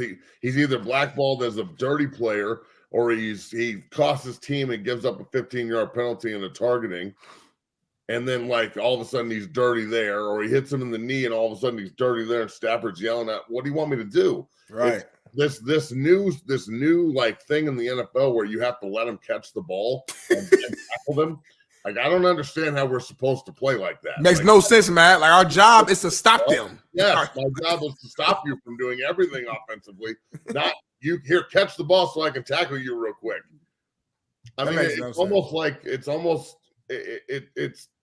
it's gotten to the point here where the defensive guys, I agree, coach, they don't know what they can and cannot do. Therefore, you might as well just say, fuck it, and just do it. Like, I'm throwing caution to the wind, dog. If I have to go low and that makes me dirty, at least we won. Yeah, at least we won, man. And it's crazy, we bring up this whole defenseless player. It's like you said, man, am I supposed to just wait for him to see me every single time? I don't, like, it's a bang, bang play. I don't have time to, is he looking at me? Does he have a chance to defend himself? Like, no, I got to hit this man now. You go 110 miles per hour. You're out there doing a football play, and I just think it's not realistic to have these certain rules in play where you can't go here. It's too many things happening. It's not think about like if this young man would have pulled up or missed the tackle or cost him a 15-yard penalty, and that's the reason they lose. And Detroit loses on that play. Yep, bro, that people would be fucking losing their minds today. Yep. So I'm sorry, I'm sorry, Tyler Higbee knee is hurt, but bro, you needed to write the letter to Goodell, not to Detroit. Yeah, I want to bring up a couple controversial discussions topics with you two because I'm curious to get your take on this. I spoke to a few NFL guys over the weekend. Last night in particular, I got some phone calls from some major media personalities. And they said, JB, I just got to ask you a question. I know you're probably the guy that's going to go do a video and talk shit, but I got to ask you a certain question, and I would love to talk about it on your show. And I said, what is it? They're like, JB, I have learned this from you. Is this not the most non-competitive playoff that you've ever seen? Meaning this, players did not seem fired up whatsoever. They did not seem like they wanted to be in a playoff atmosphere. Like they thought it was a regular preseason game. I got that energy. They got that energy. I want to ask you guys, I just see too many lackluster tackling mechanics, hustle plays, lack of desire to tackle the ball, lack of pursuit, where in the playoffs back in the day, if you watched, it was an elevated game. It wasn't the same as the last season game, and it wasn't a preseason game. It looks like lackluster effort by everyone involved, not just pointing out one player or another. It just doesn't look like 11 players out there are really flying around. And I guess not to be the guy on the cloud yelling, I'm not trying to downplay the game or the sport or these players, but is it the rules? I guess is a question that you have to ask yourself. Are the rules deterring players from doing things at full speed level? Because I just saw too many missed tackles on Mahomes that were straight up arm tackles, reaching. Like, look at the tackling effort, Matt. This shit to me. Look at these guys. Are you shitting me? Is that a two-hand touch? What the fuck is that? That's cuttable is what it is. You should get cut. Yeah. But we can't cut no more because we'll be sued because it's not equitable. Hey, he really time out. He really two-hand touched this man like he's down. Play one more time. Show one more time. This is crazy, y'all. Look at this. I gotta tell you. Down. He's down. Smitty, this is what I've been saying. No one wants to listen. I'm telling you, Big Smitty. Matt, I've been breaking this down for a while, dog. I can bring up 1,000 of these plays all year long. More than 1,000. This is Dallas ran right by Dak. Dak threw a fucking 90-yard touchdown. It's atrocious, dog. It's so bad, homie. I can show you this all day long, and unless you really watch the film like I do, I don't think people like Smitty. Have you seen that play before? That play, yeah, I've seen that before. You saw that particular play before today? Yeah, I did. I saw that yesterday. Yeah. Online. Okay, so you saw that yesterday. Here's the thing I'm saying. Like, I can show these plays all day long and people can watch them and be like, damn, really? But then they don't, because they don't watch film like I have all 22 from the NFL every day. I can watch all this film. Dog, it is so bad because A, Weddle and I agree to this part. We don't think the guy wanted to hit Mahomes because he'd be fined. That's the part I'm saying, yeah. B, the other part is we don't practice tackling no more because we don't have padded practices. So how do you really do something at a high level when you can't practice it? It's like Big Matt and I going out and racing NASCAR tomorrow, and we expect to win. But that's uncalled for, right? With that play, like, come on now. Well, look, you're going to definitely win the NASCAR race because I can't see left. So way to fucking rub that in, jerks. And JB can't turn left when he eats weed brownies. So you guys are going right. He can't turn left. We're fucked, bro. Looks like I'm driving. Yeah, Smitty's driving. And look, I truly believe this. This is and I said this yesterday on Twitter. This is an era where I think that there's some guys that really don't like the spotlight. Like when the lights come on and you're the only fucking show in town and the fucking lights are beaming on you, the older generations used to absorb that shit and be like, yes, I love it. This one, I don't know, man. It looked like Dak and McCarthy were scared of that shine. It looked like CD, was scared of it. They weren't on the same page. It looked like to me that Miami and Tua and everybody were really cold and like really upset about how chilly it was. And like and we're hurt. There's their excuse there. And like next year's a new year. And like I understand that the Buffalo-Pittsburgh game is almost impossible to play in, but the fact that they're rescheduling it tells you everything you like. They wouldn't have rescheduled that shit 10 years ago. You would have played in a fucking snowstorm. That's just the way it is. So, but now they are rescheduling it to accommodate the softer part of it. I understand it's terrible and it's weather and I'm about to say it looks crazy though, man. It did look a little I get it, but there's no way they would have rescheduled it 10 years ago. Not a shot in hell. That's just Hey, Matt, I gotta to your point. Before you keep going, this is the point we had this on our board here. I started the show off with a rant about this. Like, this is becoming just sickening to watch as a fan because the fans no longer are held in a manner that we care. As an NFL organization, Tank will come on tomorrow and discuss it. He talks to Roger all the time, and they're close.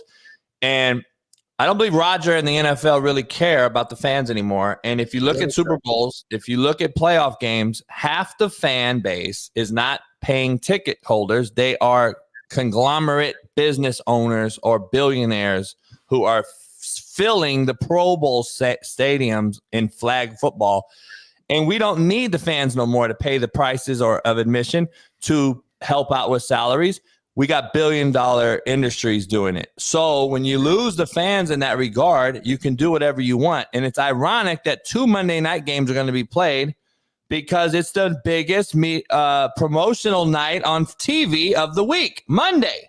So you're going to get 2 games on, beat us over the head for Peacock subscribers, but yet you're going to move this game, which you knew about 4 days ago, Roger, and you talked about moving this game to Cleveland so you could play it where it is fair to the Buffalo Bills and the Pittsburgh Steelers, because here's my point. The Chiefs played 2 days ago now. So how are they going to turn around and play the Chiefs on 7 days rest when we got 4 days rest because you keep pushing this game back? Now, the game should be played next Tuesday then, right, fuckers? It should be. And look, there's a definite competitive disadvantage here. I mean, this is kind of my point here is, so you can play in negative 30-degree weather, but we can't play in negative 15-degree weather with the wind blowing. I understand it's a terrible situation. I get it. It's snowing outside. Can we show the video? Whenever you get a chance, Bailey, show the video. I understand. It's fucking Buffalo, New York. It's not the first time it's snowed there. I've watched several games there where you can't see anything. I watched a game when they played fucking Detroit one year and the snow was this. I know, shady balled out. You understand that it's snowing outside, you bunch of pussies. I get it. Like, can we please fucking stop acting like this is the first snow game ever? I watched a game, this famous game in NFL history where the tuck rule happened, where it was fucking a goddamn snowstorm where you couldn't see 5 feet in front of your fucking face. And all that did was bring out Hall of Fame players to play at Hall of Fame levels and hit Hall of Fame kicks and make Hall of Fame plays. That's all it did. It's not like, oh my God, it's fucking snowing. Everybody, we get a travel advisory. Let's make sure we postpone the game. I mean, come on, dog. No, both of you guys, so just for clarity, both of you guys feel like the game should have just went on normal time. Yes, everything no cool. game. Yeah, I disagree, but I understand what you guys are saying, though. To me, it has nothing to do with being soft or nothing like that. I see Gorhan's weird ass in the chat. Stop being soft. Gorhan, you never played a lick of football ever in your fucking life. Shut up and go eat some piece of rolls in the basement. My point is saying is I want to see a competitive football game. That's all I'm saying. And in that environment, it was so fucking bad from a visibility standpoint. I just don't think we would have saw a good product. We would have come in today. Jimmy would have said the Bill Sinners game was a horrible game. No one could see anything. We couldn't even see the game. This is horrible football. I know you're 12 years old, Smitty, but they played a game once where they're called the Fog Bowl, where they couldn't see 5 feet in front of their face. They didn't So hold on. So just because we did something in the past, we gotta just keep it the same. Oh, we played 30 years ago. We did. Let's keep it like. Come on, Matt. I'm saying that they should play the football. Both teams have to play in the weather. It's not like one team's playing in the snow and the other one's not. Both teams have to eat the shit sandwich. It's what it is. If mandate that Buffalo has a dome so this doesn't happen anymore. Otherwise, I am sorry, but it is what it is. I don't think your argument holds water at all, because every single weather game we've ever played in the NFL, to Matt's point, to the deflate gate and to the spike gate and to the fucking fumble gate, they were all great games that came down to the wire, bro. The Fog Bowl, all these weather games. This right here is not a game you wanted to see. It come down to the wire. That's fucking beautiful. This is football, man. So then just tell everybody without whatever you guys say. Tell everyone without telling everyone you want everything to be played indoors. No, I'm not saying that. I'm not saying at all. I just saw the video. Again, that's a great example. I'm not arguing with you guys saying there's never been a game, and we've seen all types of examples. I'm just saying I'm not going to be pissed off that they moved the game and the conditions might be a little bit better to where there's no excuses and we can see better. It's still going to be a fucking windy ass, super freezing, snowy game, regardless. But my point, I'm not really worried about the weather part of it. The fact that Kansas City has 48 hours off as opposed to Buffalo not, that sucks. That's a huge advantage for Kansas City. That's all I'm saying. Even though Buffalo, that's my biggest gripe and my biggest issue. You got to be on the same page here. Put yourself in that position, Coach. It's funny to me. I got to ask you, because you kind of have hit on these conspiracies, and I'm not going to dive into conspiracies, but I know you've hit on a few of these conspiracies before. It's very ironic that the Swiftie Kansas City Chiefs fan base all of a sudden, with Kelsey and that whole shit show of an issue, moved on. They're going to get some time off or going to have a distinct advantage versus the next opponent. And it's crazy that the Eminem push narrative all weekend long that we got to win, Matthew Stafford, please let us win, and all this.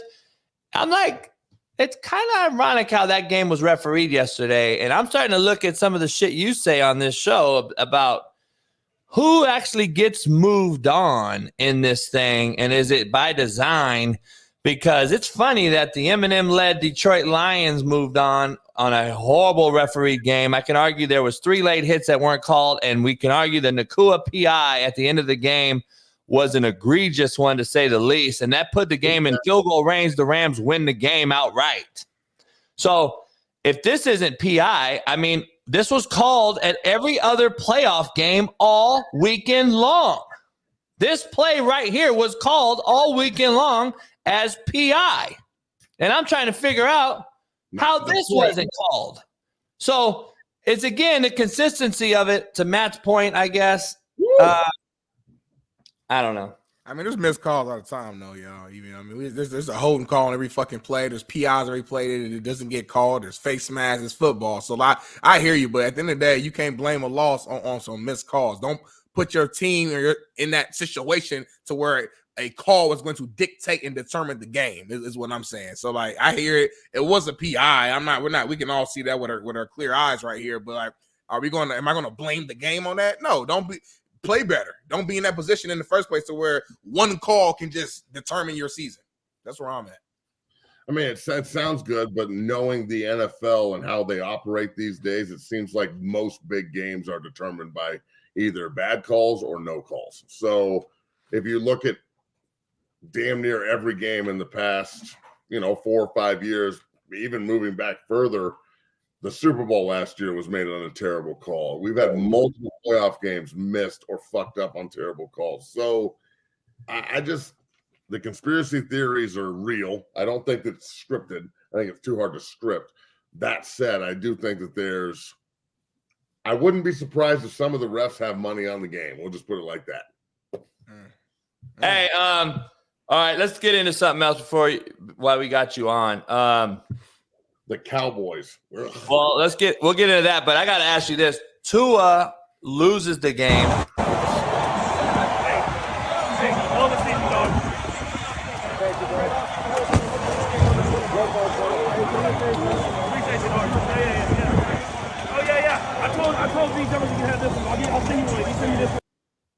That's embarrassing, JB.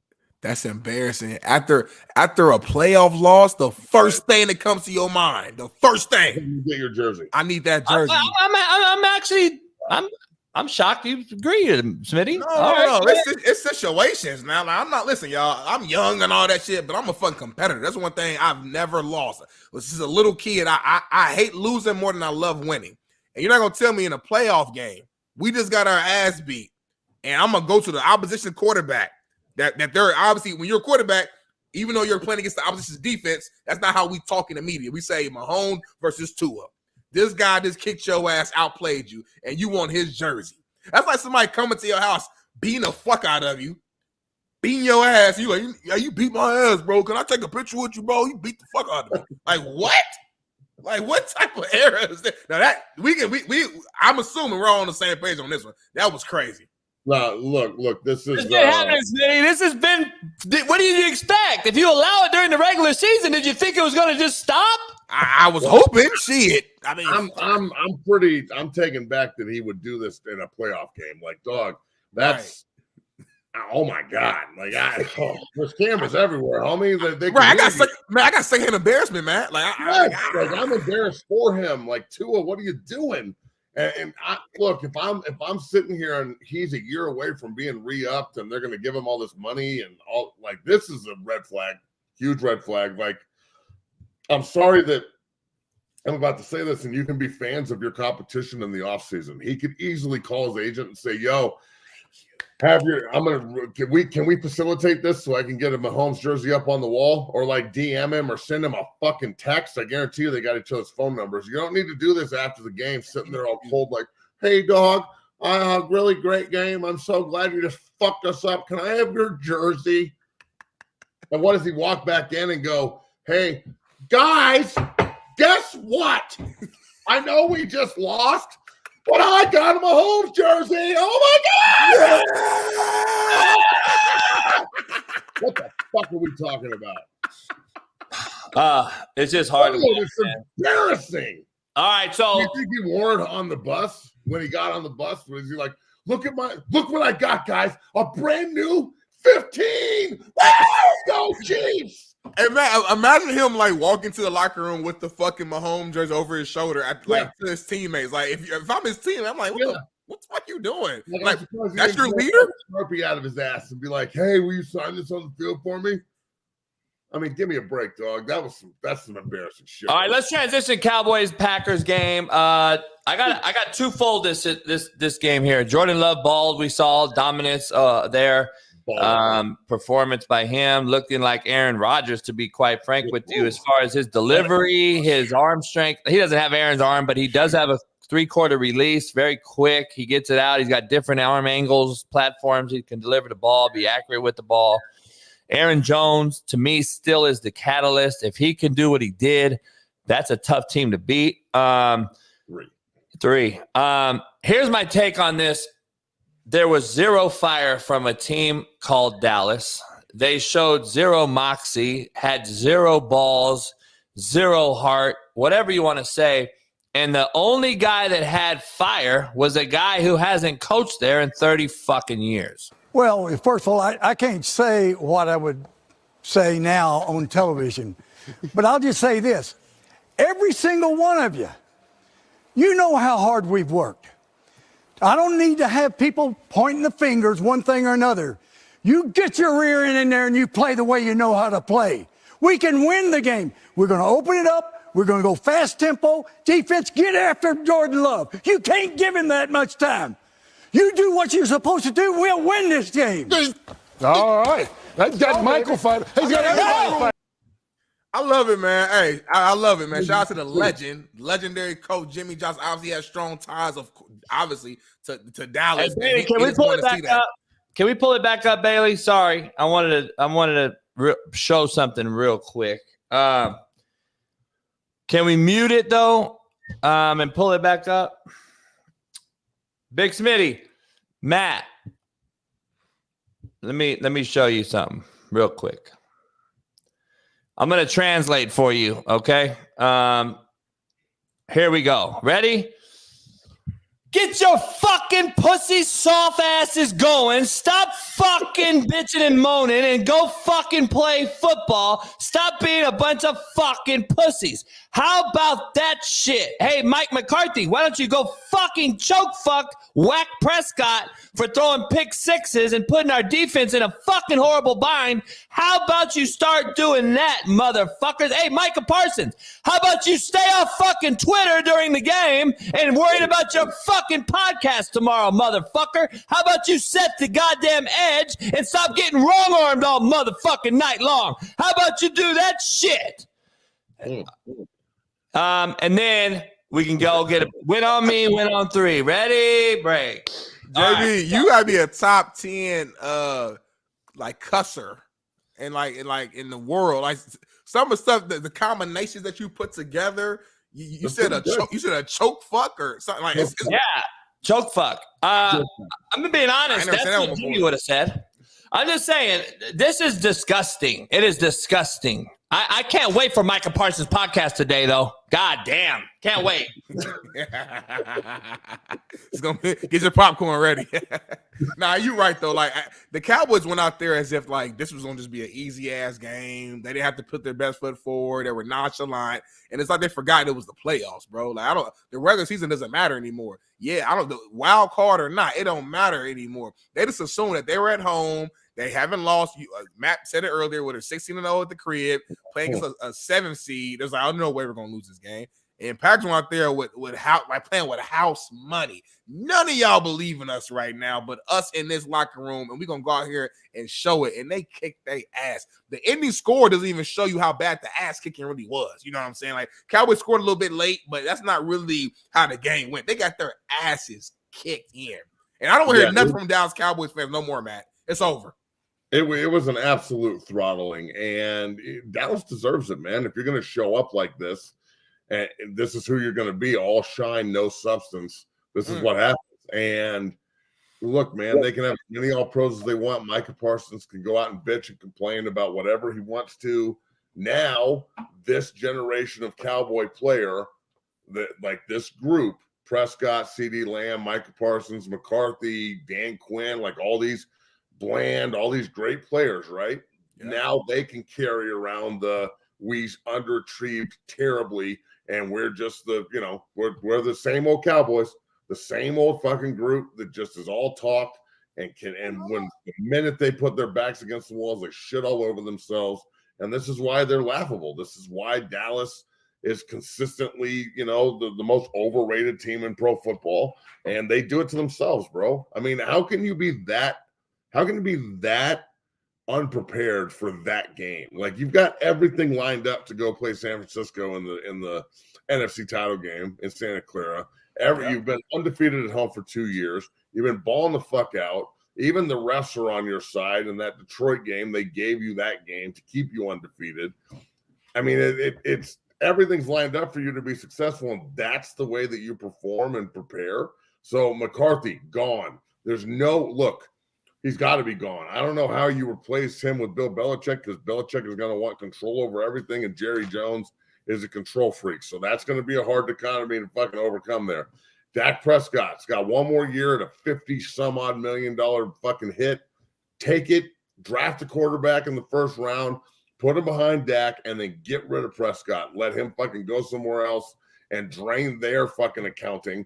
And then, hopefully the rookie can come in and play well at a high level, or do it this year and trade Dak Prescott and your first rounder. Ding, ding, ding, ding, ding. One of these high quarterbacks. Like, see if Chicago wants to play ball and go get the first overall pick and trade them Dak and your first rounder and fucking an aging Tyron Smith or something, and go get their first and the 10th pick. And start fucking wheeling and dealing in Dallas to see if you can find guys that can actually play, at the level that you need them to play on when the lights come on. I mean, that's supposed to be the whole point with the Dallas. And here's the rumors that are mind-boggling to me. Again, to me, player empowerment at its finest. But I know Smitty and everybody will argue with me.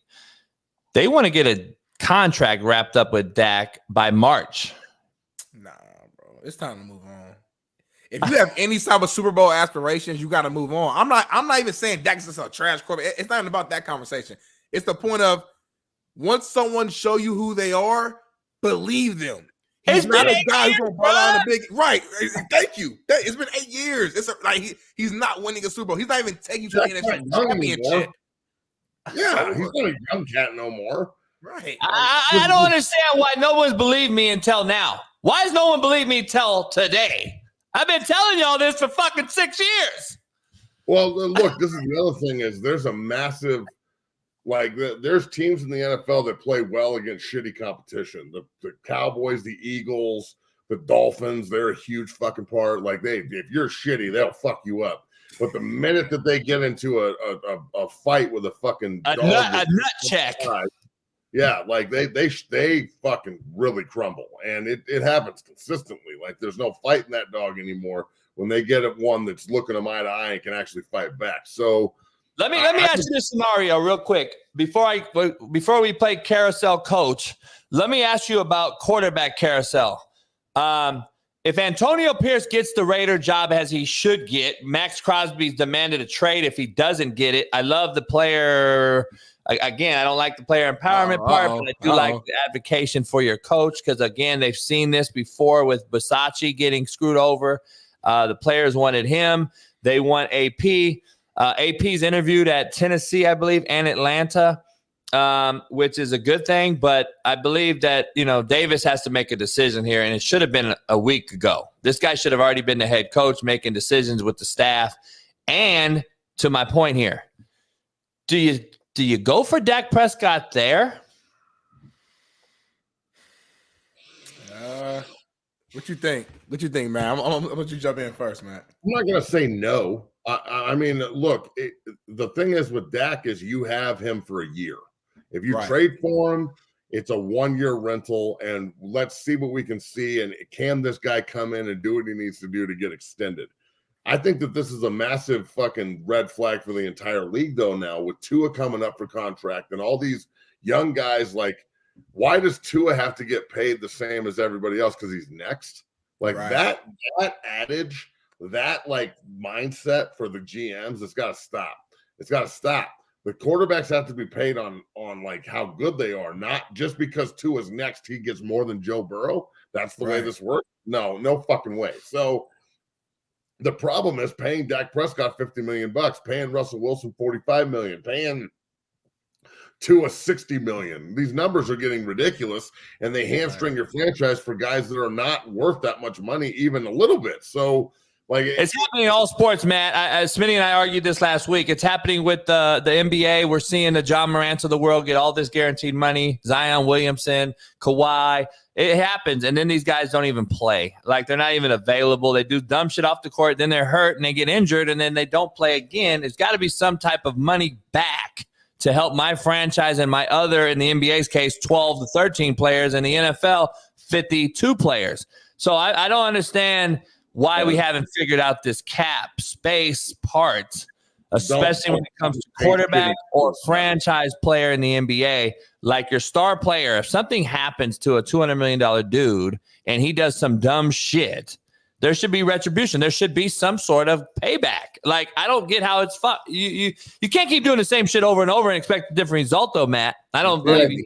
Well, but doing dumb shit doesn't keep guys from getting paid ever. So, as a player, there's no fucking way I'm giving the money back. If you paid me, then if Memphis pays John Morant and he fucks up, well, he fucked up before you paid him. They didn't have to pay him. So the red flags were there anyway. So in the NFL, if Dak Prescott has been underachieving since the day he walked into the league as a third rounder, I would say he overachieved, got the starting job, started playing pretty well, got paid, and now he's looked at as a fucking massively, or like this guy that can go in and just change everything on a massive scale. And he's just a guy. He's just another good quarterback. He's not a great one, but he's getting paid like he's a great one. So when they didn't have to pay him like that, they could have not paid him and let him go somewhere else. But then at that time, it would have been looked at as, well, you just developed the shit out of this guy. And in order to keep the party going and see if he can play, we have to pay him this amount of money.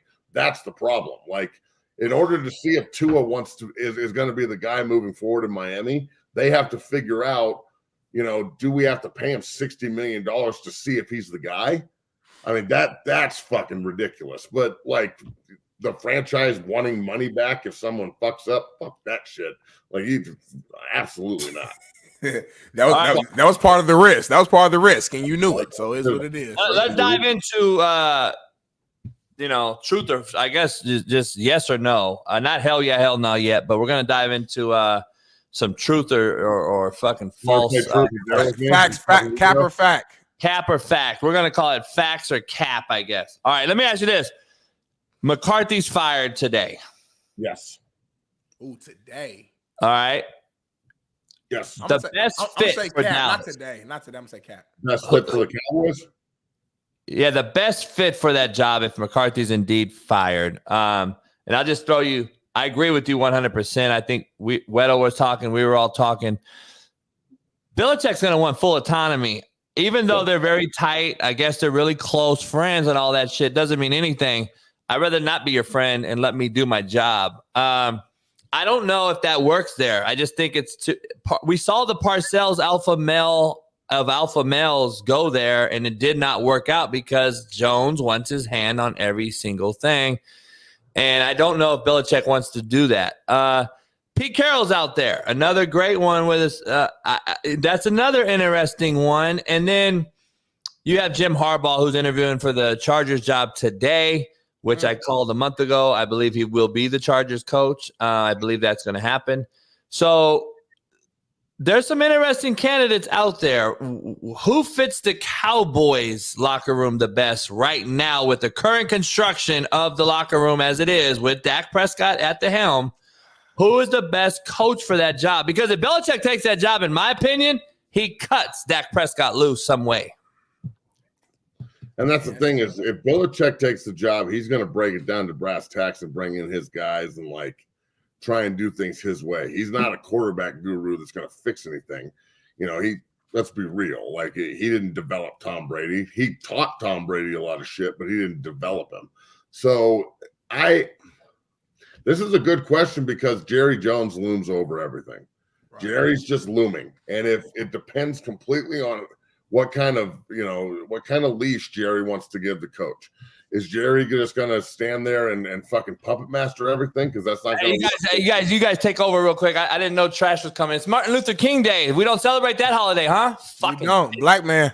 So are you really, putting yourself in a position here where you're going to have Bill Belichick and Jerry Jones arguing over personnel and shit? Right. The fuck? You hire Bill Belichick to be the guy, let him be the guy. You're going to bring Pete Carroll in. He wants to deal with Jerry Jones bullshit. I don't know about that. Jerry Jones likes to hire guys that he can control. So usually when you have good coaches, they don't like being controlled. So even like an Eric Bieniemy or something, just to throw a name out there, EB, I'm sure would love to take the job, but at the same time, is he just a puppet for the master? So the guy's just sitting up there fucking, finagling everything. So I don't know the answer to this question here. I like Pete Carroll. Why would you want to take that job? Why would you want that stress? The other thing that comes with this job is the Cowboys job comes with a lot of stress and problems and knowing damn well that you have no room for screwing up whatsoever because of history, but also the urgency. So you're putting undue pressure on a first-year coaching staff coming into Dallas, acting like they've been there forever. So what, a year and a half in, if it's not working at the level that they want it to, everybody's fired again? At some point, you got to stop firing guys and start letting people develop in and take their lumps. The inability for the Cowboys to take lumps and move forward. Even last year, I know McCarthy lost and it was, bad and they wanted to get rid of him at that point. But, They won 12 games again. They've done it 3 years in a row. Obviously, there's something working in Dallas. When they get to the playoffs, it stops working. So maybe they should figure out the problem instead of just worrying about the blame. The problem is an issue. The blame, we know who's to blame. Everyone. You can't just blame Coach McCarthy. He's part of it, but he doesn't run the defense. Coach Quinn does, and they were dog shit. but he doesn't tackle and rally and pursue. That's on the players, and they didn't look very interested. So, CeeDee Lamb and Dak Prescott not being on the same page. I don't know how many times I heard it in the game, Smitty, but it was a ton. The fact that those two are on the same page after 135 catches, who is that on? Like, who gets blamed for that shit? So, look, the blame thing is important at a time like this because it was so bad, like from an optics view. But when it comes down to it, I don't really give a shit about blame. I don't care about your sorry. Oh, I'm so sorry. Be like, well, fuck your sorries. Like, save your sorries. Let's fix the problem so this doesn't happen anymore, bro. So I don't know who the hell they're going to bring in that's just going to be able to do that right now off the bat. That's a loaded question for sure. All right. How long I got you? I got you for 8 more minutes? Yeah, sure. All right. Can we transition, Smitty? I don't know where you were, Smitty, but let's transition real quick before Matt leaves. College football. Jedd Fisch leaves Arizona for Washington. Now, I want to dive into this a little deeper than most media streams or platforms will do. It threw me for a loop. Weddle reminded me. I was like, not feeling the lateral move here, right? It would have been a lateral move, but it's no longer a lateral move because we're so used to, Matt and I, like, this is a Pac-10, Pac-12 team. What are we doing? It's not. One is a Big Ten team now. One is a Big 12 team now. And that is clearly the decision of the move because arguably the Washington is in the Big Ten, a much better league. So I'm torn on this, Matt, but I want to dive into a few things. DeBoer leaves for Alabama, and I want to dive into this live video from their players that went instantly live as the players found out. Really ain't say nothing to nobody, fool. Like, yeah, bro. Like, cuz just upped and left, bro. No, yeah, the locker room look crazy, fool. It's like 30 missing. University of Washington nameplates, fool. Like, no, like, it's janky, bro. Like, it's when you come back, bro, and you. Bro ain't put in 2 weeks. Bro didn't put in his 24 hours, man. God, I hate bro. Bro didn't put it, bro. He just left, fool. Like, it was like, yeah. And the craziest thing about it all is, bro never said he was going to Bama before even the team meeting. He doesn't say anything, idiots. All right. This generation is so ass backwards. First of all, does everybody just talk like they're a fucking leaned out rapper? I mean, every single conversation is fool, bro, duh. Like, speak. So let's have a conversation. Number one. Number two. The players are jumping in the transfer portal at a monumental rate. The coaches are leaving at a monumental rate. This is the business of college football. The head coach doesn't owe you shit, just like you don't owe him nothing if you want to go to the transfer portal and maximize your money. Like, it's amazing to me how emotional everybody is about college football these days. Both players and so I'm gonna dive. I know Smitty has a take. I have a take that's gonna probably be crazy. So Jedd Fisch says, all right, DeBoer leaves, no team meeting held, nothing, no message to the players, apparently, all that. Jedd Fisch decides to do the same thing and has a 3-minute. I'm just telling you right now, I know for a fact because a buddy of mine just left there and went with Sark to Texas. He was the DC there. Well, we know what they had a 3-minute meeting. This is Arizona players leaving after the fact. Apparently, whether you want to call it dejected, don't give a fuck. I don't really know, don't really care. But this is the nature of the beast that we've created. The NCAA, Non-Carrying Assholes of America, has created this. So, a 3-minute meeting to me, I've left places and had a meeting with my players, and it was an hour. It was an hour because it wasn't easy if I did do it. And if I promised the kids I was going to stay somewhere, my word is more to me than money. It is just me, right? So where are you at with this whole thing? Jedd Fisch left. Washington's at Alabama. We clearly know that was a step up. The Arizona to Washington in today's climate is a step up. Where are you at with A, who takes Arizona job now, and then B, your take on both teams here as they left their respective programs, and how many enter the portal today is probably going to be the bigger question. Oh, God knows how many kids enter the portal. I mean, Washington moving into the Big Ten. I guess Jed Fish is a good hire. We'll see how he does in the new conference. I think Washington will do fine in that conference. Look, the Arizona thing, the Washington thing, coaches leaving, like getting paid, that's what this business is. And this is not the first time it's happened. And it's just, I find it amazing that like players and their parents, like I love it when they're like, the parents are dejected. I don't give a fuck.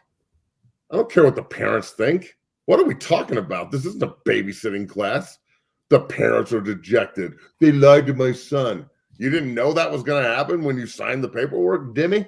You're not paying attention to what's actually happening in college football? Like, this is the way this works. This is mercenary town from coaching to players.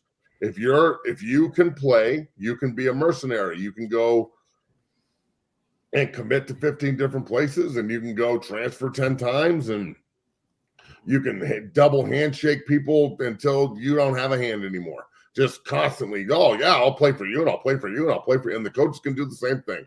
The coaches can walk in and say, I'm going to stay here forever, and we've got 20. I saw an interview with this Fish guy from Arizona where he said, we got 18 to 22 starters coming back, and there's no place I'd rather be than Arizona, and it's my favorite place, and they've given me an opportunity, and my family's moved a ton in the last 5 years, and I don't want to do it to my family anymore. And we built a home here at Arizona, moving into the Big 12, and 2 days later, he was the coach of Washington. So that's crazy. Hold on, man. That's crazy, though, right? To go that deep and to say all that in 2 days. This has been happening for 20 years. This happens constantly. 3-4 years ago, I remember being at an event in Denver where Midnight Mel Tucker was up there talking about how excited he was about the recruiting class and everything in Boulder was going to be awesome, and how like the world was spinning around Boulder, and he was so excited, and blah, blah, bibbity, blah, blah, blah, bullshit. 5 fucking minutes later, homeboy was on a fucking jet going to East Lansing, getting paid $80 million. So deuces. So like my point is, don't believe anything anybody tells you in college football, players or coaches. It's the wild fucking West. Anybody can do whatever they want, whenever they want. Stop getting all emotional about it. It's what it is. Like, if you think that people are going to tell you the truth and not fuck you over in this business, you're crazy. This is the epitome. This is the echelon. This is the top notch where like the most liars and the most full of shit people in the world are in this business because they can be. There's no rules, regulations. There's no agents. There's no nothing. There's no contracts that you can enforce. It's all handshake deals and shit. What do you expect to happen? I mean, this is what the NCAA wants. And in my opinion, I don't think it could get any worse than it already is. So this is just one shit sandwich after the other. You can't be surprised about any of this stuff ever. Like, if a coach wants to leave and go somewhere else, I'm not surprised anymore. He'll just get up and fucking leave. Like the day before, he could be bringing in recruits and, selling fucking snow to Eskimos and, and out here trying to fucking, build a foundation. And I love that. Like, we're going to build here and it's going to be awesome and everything's going to be hunky. And then the minute you get a contract offer for $1 more, you're out. Hey, so it reminds me of if you guys seen Next Friday when Uncle Airboy said, he said, I know I said I never leave the hood. I never leave the ghetto. I got my check and I was gone. All right, Matt, before you get out of here, we got some hell yeah, hell nah for you. Speaking of this, hell yeah, hell nah. Brought to you by betonline.ag. Jed Fish will continue where DeBoer left off. Hell yeah or hell nah? Hell nah. Hell no. Welcome to the Big Ten, homeboy. Wake up call. Your whole team's leaving.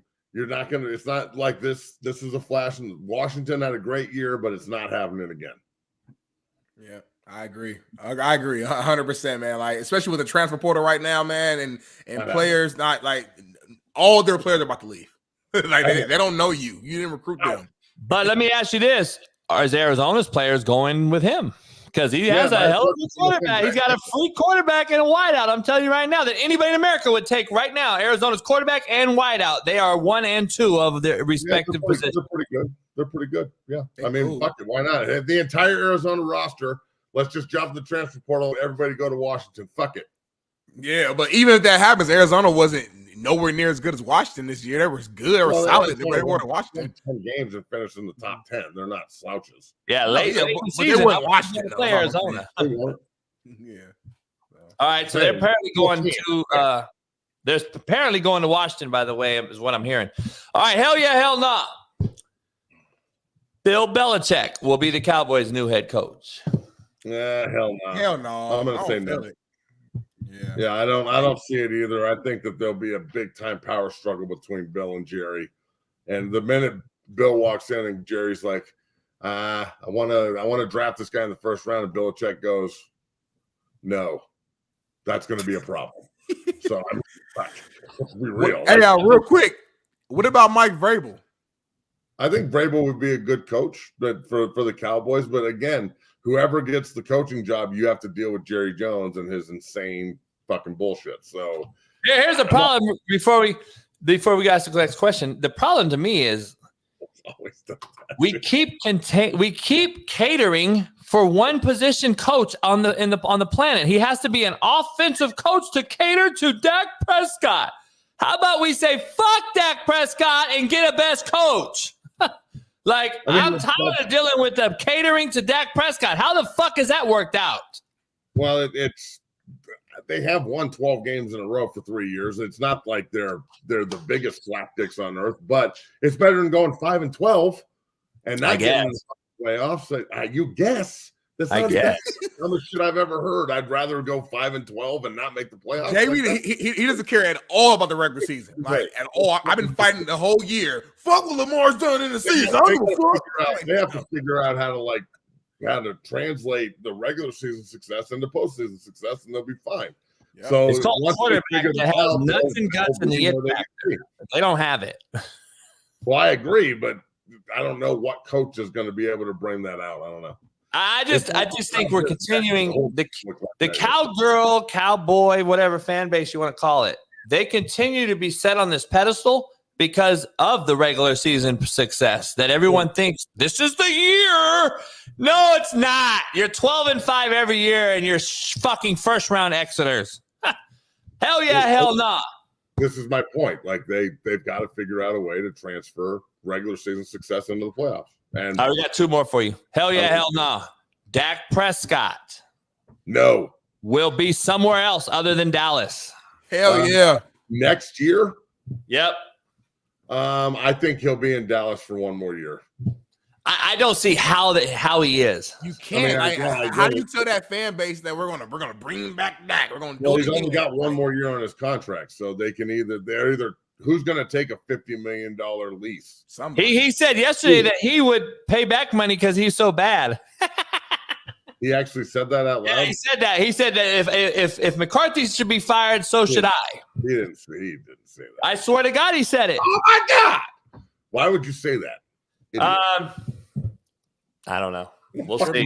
Who would say that out loud? Well, maybe he said it on the podium too. Maybe he's standing behind his coach the same way that Crosby's standing behind AP. He's like, McCarthy go, I should go. I love it. Guess what? You know what crabs in a bucket are?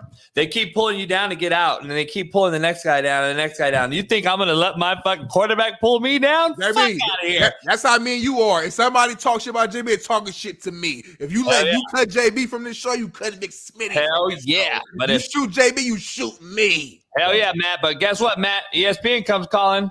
Peace. Yeah, so let's be real. There ain't no loyalty. There's no loyalty in any aspect of life. Don't get it twisted. Hey, JB, Matt, hey, 200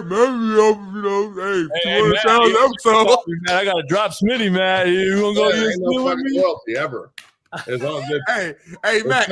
You get a phone call, then see how loyal a motherfucker is. As long as you give me a 3-minute meeting And then let me know that you gone. I'm cool, man. At least tell me. Last one, Matt. Hell yeah, hell nah. CJ Stroud and Puka Nacua should split the Rookie of the Year award. Hell nah. Fucking CJ Stroud's the Rookie of the Year.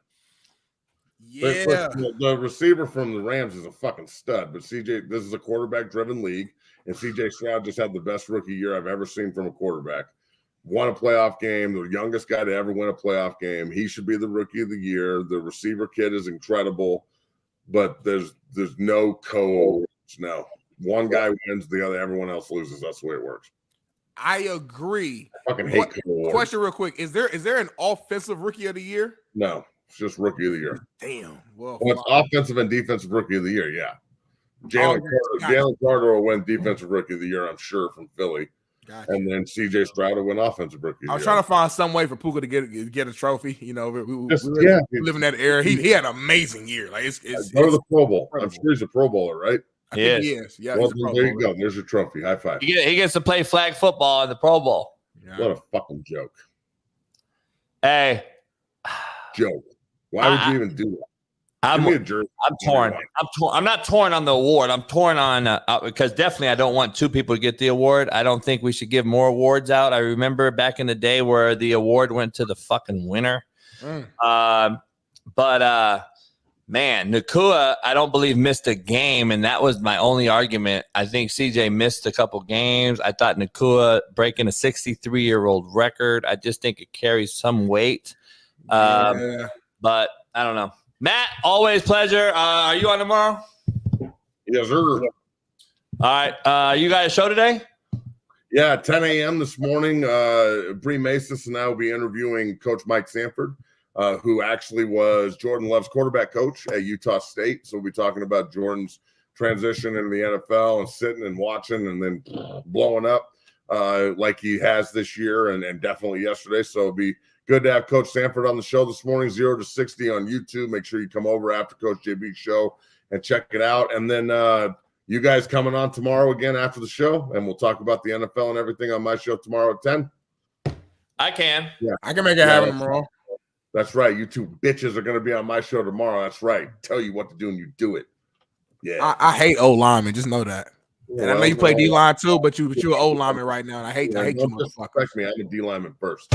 All right. Oh, well, you're old lineman last. So I'm gonna take over the whole show tomorrow. Matt's not gonna be able to say one fucking word. I'm gonna talk the whole time. Hey, let's do it, JB. Let's cut him off his whole fucking show.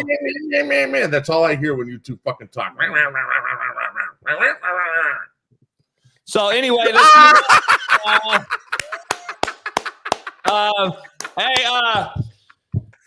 I gotta take a piss like a Russian racehorse. I gotta take a shit. Let's do that real quick. My trash, and I'm kind of smell dog shit a little bit. I don't know. Ugh, is it probably ash? You know, Cal, you didn't do it. It's definitely ash. No, I'm saying I had to take out my dog shit bag and put it in the trash bag, and then I don't know if I touched it on accident a little bit. Maybe I don't know.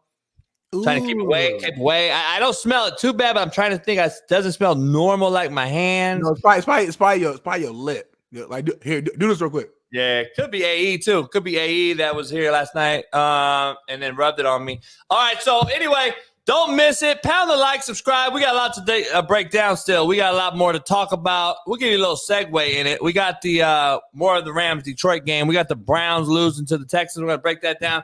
The Washington Huskies, I'm going to dive in more into the players' responses that I wanted Matt to get his out before Smitty and I debate this because I have an interesting take. I think Smitty will even be shocked at on this whole DeBoer exit, Fish exit. We're going to break that down in totality. Plus the Steelers-Bills matchup tonight. Eagles Bucks tonight. Chargers hiring Jim Harbaugh, and then the Antonio Pierce thing. Why is he not hired yet? And then RG3 says that Prime should be the Cowboys head coach. We're going to dive into all that and more. Plus, we got some white people shit, some black people shit. We got some jaw-jacking, real talk or jaw-jacking. And we'll be back in 4 minutes. I got to take a piss. I know it sounds good, but I don't know, man. I think Bill in New England, I think him leaving there would be stupid for both sides. I think that making sure he's the coach there when he breaks the wins record. Get him a quarterback, and I think the team will be minimum 500 and fighting for a playoff spot every year. And that's really all you can ask for in this league if you don't have a top 10 fucking quote unquote guy. So when a lot of this is who's under the radar that we don't know about. Could New England go out and give the job to McDaniels if Belichick leaves? Is Belichick really a candidate for Washington? Who wants that job also? Like, that's the other thing we have to consider here is that's what I was going to ask you. Yeah. Who the fuck actually wants that dog shit? Even EB, I know you guys know him personally. I don't know him, but like if I'm a friend of EB, I don't know if I want him to take that job. So like you go there, you never had a head coach, right? But if you take it and he lays an egg and he's got a horrible season, now it's a wrap. He ain't going to never get an opportunity again. So it's like fuck.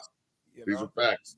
Sometimes it's about the job you don't take, not just the job you do. So I do really think that the Washington franchise is dog meat. Like they've been awful for years, like just dog shit. So, and it's not just bad football, it's bad culture, it's bad coaching, it's bad leadership. It's sexual harassment and like paying Albert Hainsworth and like everything on the spectrum. It's like they've hit every single time. So if it's if you want to look at how you run a franchise into the ground, this is how you do it. This is how you run the goddamn plane into a mountain. But, I don't know why Belichick would want to go be a part of something like that. Again, are you looking for Belichick to come in and take a team that's almost on the cusp to the next level? Like if the Chargers, if they're healthy and you keep Mac around, who's had a great year, and Bosa comes back healthy and Allen comes back healthy, and you figure out why everybody's hurt all the time there, and Herbert comes back healthy, that might be This is it. Hell yeah, hell no. Jim Harbaugh, win or lose, has coached his last game as a Wolverine. Hell yeah. Hell yeah. Nice run in Michigan, though. Hell of a season. Great, hell of a career. Like, he off. Hell no. He's going to be the head coach for the Chargers next year. Hell yeah. Hell yeah. I know right now, after this game tonight, he's going to be in his car, in his lowrider, driving on a highway, singing, I'm going back to Cali. Hey, here's what I've heard, E-Dub. I know you've heard some things too. It's Chargers heavy, but it's also the Raiders throwing a bag at him, and it's also now the Commanders that have also thrown a bag at him. Those other teams don't have quarterbacks. Who knows? Does New England? It's not about money. It's not about money. He's going to a spot where he can win, just like he did at every spot. Yeah. He's not going to a rebuild. He don't need that. He's too old for it. No. He wants to win, put his imprint, and go smash everybody in his way. You got to love his mentality, man. He don't care. I do. Hey, Weddle, wouldn't it be crazy if both Harbaugh, like you win the Natty and the Super Bowl in the same season? I know their dad. I saw the video of their parents. They got to be so damn proud, man. Like he looks just like his son. They all. All right, I'm back first, of course, as I always am. We got a lot to break down here. I can't wait to talk about somebody in the chat. Magali, we got to know if you're real or not. What are you? Who are you? What do you do? I'm not asking you what you identify as. Shut the fuck up. Don't ever think I'm going to answer that question. But are you real? That's all we want to know. We got a poll out there.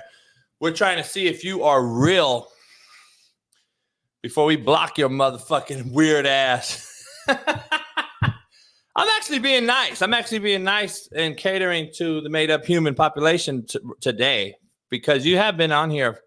You've been supporting the show. So I do want. What's going on, JB? I just want to know if the made-up human is real. Because we got a poll question backstage between the team, and we don't know. You are real what, though? What are you? That's what we were trying to ask, I guess. But anyway. Smitty looks uncomfortable in the conversation, so we're gonna move on. I'm not trying to miss a fucking week. We're already down 2,200 in the hole. You trying to be 4,400 in the hole. JB, we gonna do this live. We gotta ignore certain stuff's getting ignored. Let me ask you something. Say it. Let's be real. This JB show, big screen. Let's be real. It's funny to me that Fat Keith in the chat. That's my cousin. Fat Keith came out and told a billionaire NFL partner that no, this is not how it works. I'm just like, this motherfucker, Fat Keith, is something else, homie. Like, hey, I love Keith. That's been doing NFL helmets for 30 years. No, cold weather breaks helmet. Then why every other fucking helmet didn't break, you fat fucking Keith? Shout out to Keith Smith, man. He supports the show, man. And he's speaking his truth. He's speaking what he believes. Me and you, we come on the show. We ain't always right all the time. Most of the time we are. Not all the time. We speaking our opinion. Keep giving his opinion on the situation. He thinks because it was too cold that the impact is what caused it to break. And he's probably actually right in that situation, but it's deeper than what he's saying. It's the helmet construction itself that's the issue, not the weather. You know what I'm saying? So who knows, man? Listen, man. Shout out to Big Keith, man. That's my cousin, man. That's my cousin of the show. He ain't my real cousin. He's my cousin of the show. And I'm supporting Keith, man. That's my guy.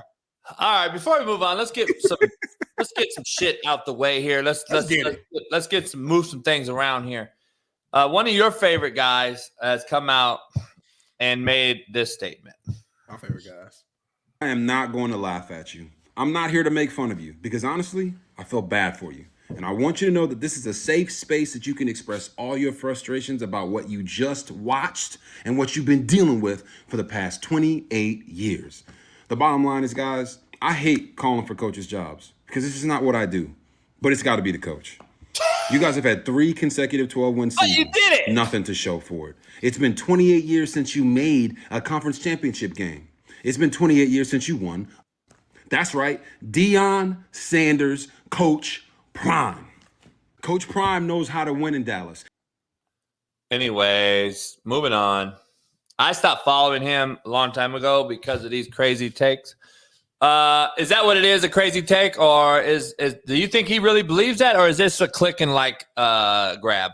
It's clicking like grab. If he honestly believes it, then he's just tripping, or he's just doing it because he likes Coach Prime, which a lot of us do. But you can like somebody and be honest. Coach Prime ain't shown enough even at the collegiate level yet to garner him an NFL job. I think Coach Prime would say that if he was on camera right now. Not saying he could never do it, but right now, today, you're going to get the biggest market, the biggest team, and give that job to you after you had a veteran guy, Mike McCarthy, who's actually won a Super Bowl. He couldn't do it. You can bring a guy in who didn't win a bowl or makes a bowl season in Colorado as your Cowboys head coach. Like, come on, bro. That's what I'm saying. There's certain things that we got to just ignore. It's just like that comment is so like it's clearly one of those clickbait comments. Like even the way he said it didn't feel real. I feel like he was like acting within the video. Safe space. Yeah. Listen, I make content. Sometimes I do stuff, for fun, whatever. That's what I'm saying. Some stuff is like we're giving them exactly what they want. We get all mad and we'll be in our group chat. What the fuck? This is the dumbest thing I've ever heard in my fucking life. That's what they want. We're doing it. So it's better for us to just ignore the crazy ass comments and move on. But it's hard to do. In this world of media, it's hard to ignore certain things. So I get it. Yeah. We got some white people shit brought to you by. That's my favorite segment. Rise Picks. We got the most racist part of the show because Smitty is the most racist on the show and he wants to bring up white people shit. But this is truly white people shit, man. I'm going to be honest. If this was myself even being the white person, there's no possible way in the world that I don't recognize that something's out of whack here. And I'm going to actually be on edge and I'm going to fucking move this broad. Just take a look, fellas. Up. They're very grateful that things weren't any worse. As far as the damage goes this morning, what you're seeing is actually a dog. Coming into our live shot. I think it's a dog. I'm not sure. But anyway, there's some sort of creature below me. And really all that's been affected is what's supposed to be a road right below my feet. And it's just basically covered in mud. But other than that. She loves her job. She absolutely loves her job. Ain't no way in hell a brother or a sister. Soon as we saw it, we would have, oh, fuck. Oh, cancel the cat interview. Turn it off. There's a fucking lion over here. Go. It's over. We're sprinting to the I'm going to be honest with you. That could have easily been black people shit in the scenario you just said. Yes. And you would have been attacked. Yeah, because as soon as you run, they chase you. I get it, but we don't know no better. But she's crazy for saying it's a dog. She thought it was a dog. What the hell? She wanted to pet it? I know she wanted to pet it. Y'all love dogs. Like a motherfucker. I would have been on the mic like this. On the camera, I'd have been shooting. Smitty, I'd have been like, don't move. Don't move. Don't move at all. Smitty would have been like, Smitty would have ran the other way, though. He would have ran behind him, right. And this motherfucker would have walked him down and jumped on his back. But I know how brothers think. Brothers would have just dropped it and took full go this way. And this motherfucker, how do you look at that and say a dog? Bro, because y'all love dogs so much. It just had to be a dog. Oh, it's a cat. Hell, I don't get it, bro. I really don't get it. I don't know. But you know what could have been? Real shit, though. This is truth, by the way. This is science. Is it science? Okay. Bill Nye, the JB guy. I'm bringing up some science shit here. Women put off pheromones. Explain. Women have pheromones in their, estrogen that when they have periods, etc. Pheromones, okay. You do know when women bleed and they're in the ocean, they're a stronger target for shark attacks than they are when they're not on their period. Just fact. And that mountain lion could have smelt the estrogen pheromone and said, oh, don't need to worry about it. Not fucking with her. Because look at the approach by her. That mountain lions don't approach people like this, by the way. On GP. Mountain lions are scared of us, Smitty. So that motherfucker approached her with like no issues and just walked right by the motherfucker. Like, not a threat. And but when he walks behind her, though, it kind of just goes into its own thing. No, but watch. I think he stopped and looked back at her one time and was like, nah, she ain't even worth it. And just kept fucking going. That's crazy. And even if it was a dog, a brother or a sister was still gone. Yeah, a loose dog. And it's a regular dog. And it's night. If that was Ash, I'm gone. Fuck you mean? Like, dog. Anything that can bite me and kill me and hurt me. I'm not about to like, why? And listen, JB, for real. White people, y'all are insane. Y'all love danger. Like, y'all love it. You jumping out of planes. You're kissing lines in the mouth. I jump off of buildings. Bungee jumping building with no fucking. You're climbing the tallest mountain just to do it. You're walking a tight rope from one mountain to the next. Like, you guys are the only species that does that shit, and I don't understand it. Like, you guys flirt with death, and I really want to. I might start a podcast where I'm interviewing like just a whole bunch of like white folks about danger and like why. I'm really curious of what is going through your brain that's telling you that I should do this. I'm sorry, it just don't make no sense, y'all. We got some Mexican people shit for Lucy and all the Mexicans in the chat. Dr. Mendoza, who's mixed Italian Mexican. Take a look. Yes or no? Definitely yes. Yes or no? Yes. What the hell was that? Yes or no? No. Okay. Yes. Too late. Yes or no? Yes. Yes or no? No. Yes or no? Yes. Oh, homie. It sounds like liquor. Yummy, yummy. Yes or no? Yes. Does it sound like no liquid? What are you, ripping a banana open or something? Yes or no? Yes. Last one. Yes or no? No. Okay. Time to blend it up. Can I go for it? Chug it.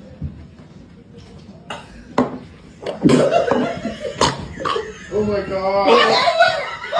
It's supposed to be a big drink. I thought it was a big drink. It wasn't mixed drink. No, that was some big shit. I couldn't drink that with your mouth, JB. That's how nasty that is. With your mouth. There's got to be a criteria in the game. Like, I can't just be blinded yes or no. It has to have a fucking fruit, vegetable. Right. Fucking yes or no. What am I going to shit in the tub, motherfucker? Like, I'm trying to figure out. You can't just say yes or no. You out your motherfucking mind. Sardines. Mexican people shit. Mexican people are very, very trustworthy. Man, I guess they are, man. You got what's that, sardines, JB? I ain't never even had that shit before. That's just disgusting. With the spice. I'll eat smoked oysters. They're fire. But no, I ain't doing sardines, homie.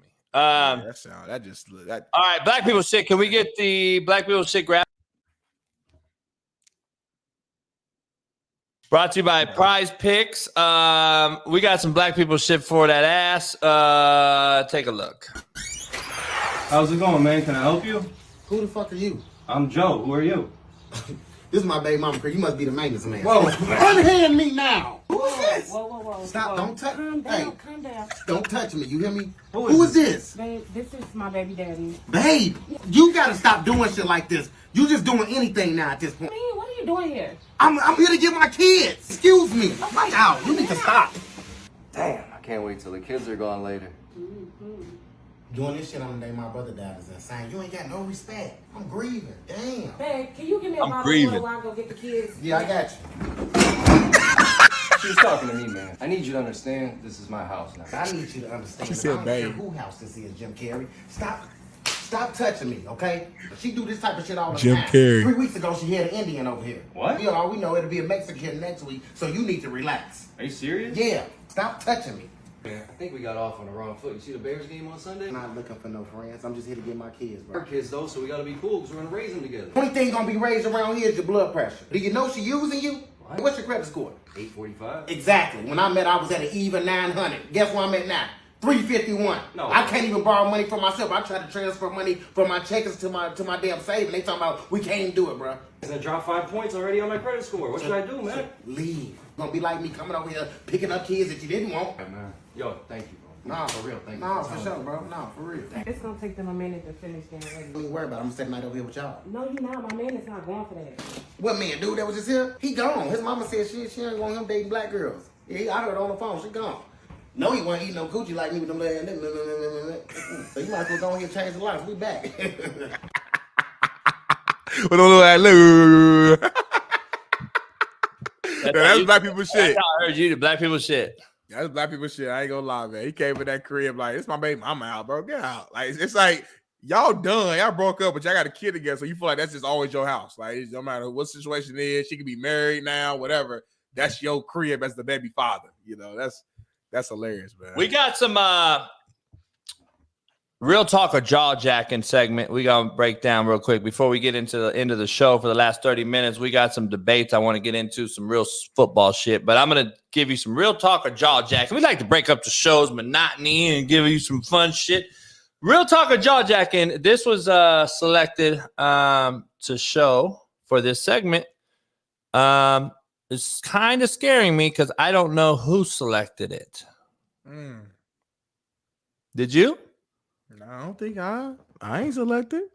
It wasn't me. Why you looking at me? Should we show it? I'm a little nervous now. Let me see. Talk about the real key to longevity. Okay. You know what Let's it talk is? about it. Self-discipline. That's exactly what you're talking about. So discipline's more important than motivation. I mean, you were talking about the real key to longevity is you made a promise to yourself. You have integrity with yourself. And when you're out of alignment with that, that's the real, everyone will always ask us, right? We are practitioners. We are working with people and they will say, well, what's the key? What's the secret? Yeah. There is no biohacking hard work. And Time out. I'm confused here. Is that this person? Was that Magali Zomara Avasado? JB got a problem. JB is insane. This guy, look what y'all got me. Look what y'all got me co-hosting with right now, man. Look at what you got me co-hosting with right now. It's just hard work. This dude JB is insane.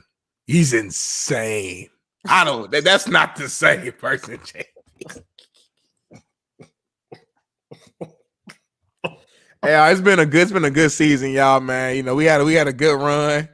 YouTube about to we about to get that email at the end of the. Hey, man, right around 2 hours and 31 minutes of the Monday show, you guys showed a clip and said. By the way, I just banned that fucking made up human. Anyway, I don't play those games. Don't ask me no dumbass questions about you and your friends coming to my house. No, get out of here. By the way, that motherfucker's gone.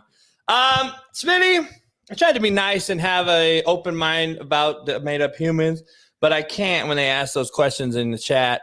Just like you can't, because I remember that guy used to come at you kind of strong back a couple months back, and some weird things going on, man. Was that who that was? That motherfucker. I'm gonna be honest. That person, I didn't get to hear anything she said or he said, whatever. But I got the jawline, this confusion on the jawline. Real strong right here. It made me think of the magazine or whatever in our chat. A lot of these. All right, Big Smitty. Let's get to brass tacks. This is the realest show on planet Earth. Pound the like, subscribe, become a member if you're not already one.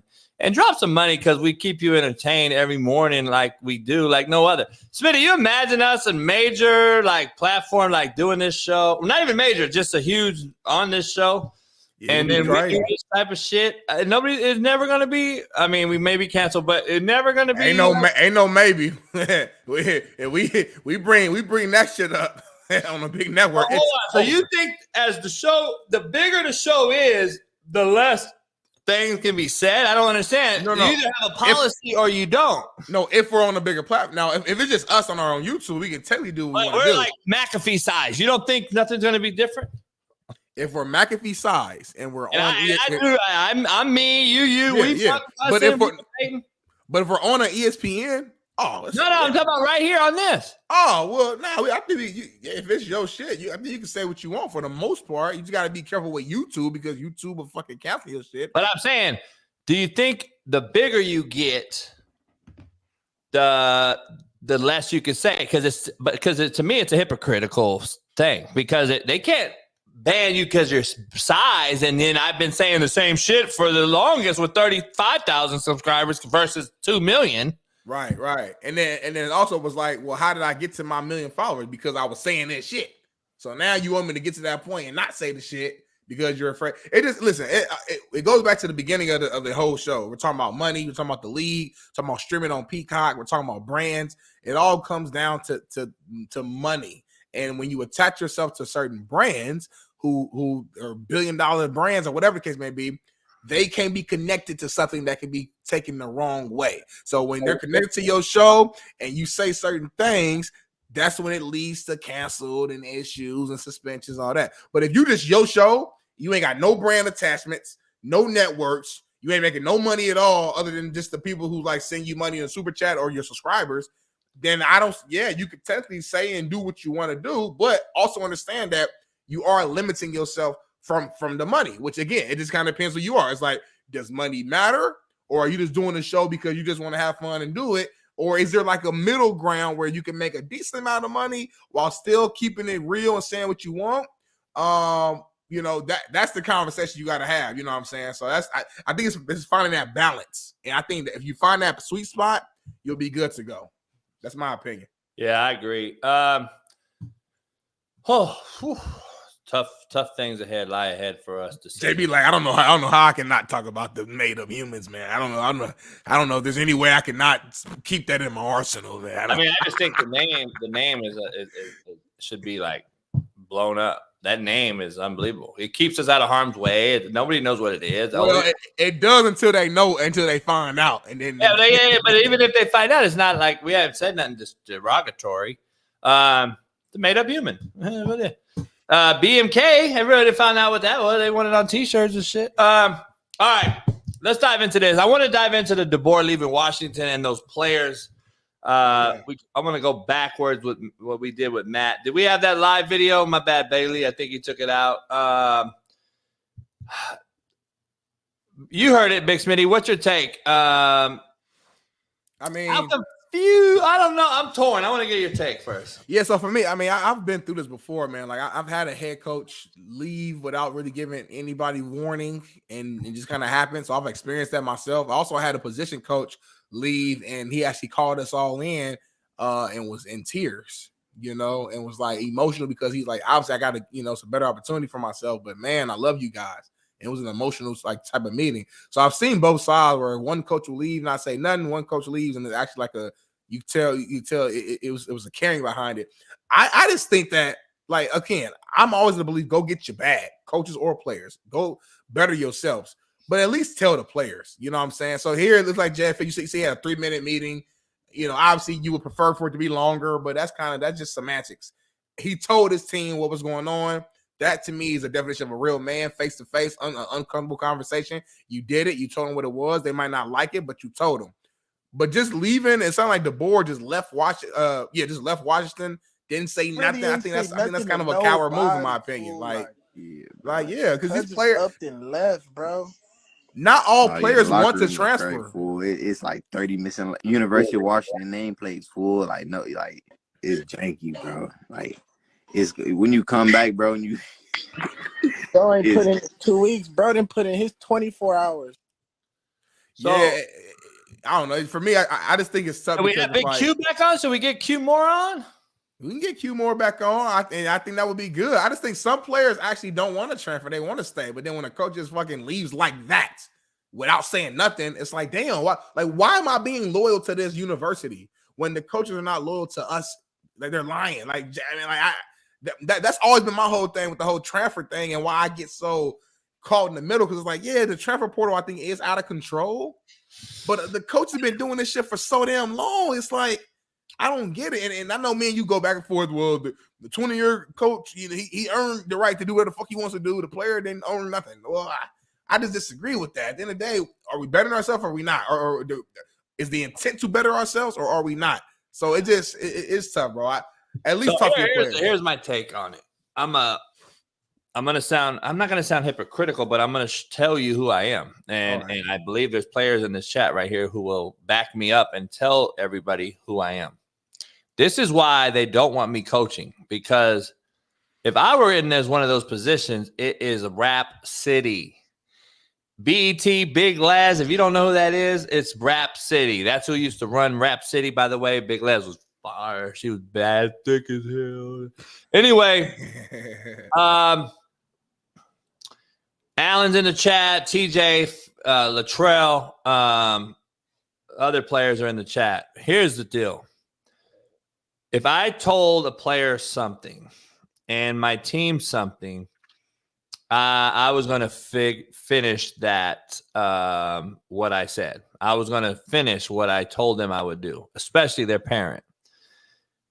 There would definitely not be a 3-minute meeting, and there's definitely wouldn't have been a me getting out of Dodge and texting players. That part of it I've never agreed to, and it is not even close to the debate you and I go back and forth on that you just eloquently mentioned about kids not having put in the work to demand basically a trade, where coaches have. And I believe coaches should be able to have the opportunity.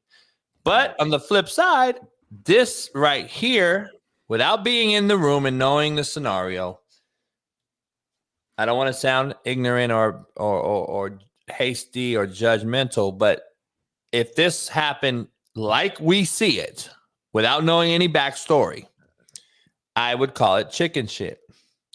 I'm not a chicken shit person. I'm not going to tell my players via text or not anything at all when you just took me to a natty.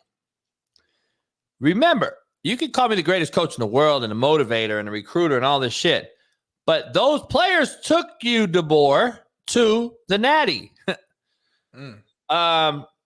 And that's how you pay them back, by thanking them that you left for a Alabama. Listen, fellas, I got an opportunity of a lifetime. 7 years ago, I was at South Dakota School of Mines or some shit. I've came a long way. I don't know where he was, but some school in South Dakota. I've came a long way. There is no higher prestigious program in America than Alabama. And unfortunately for you, fortunately for my family, Alabama has offered me the coaching job. I just cannot turn it down.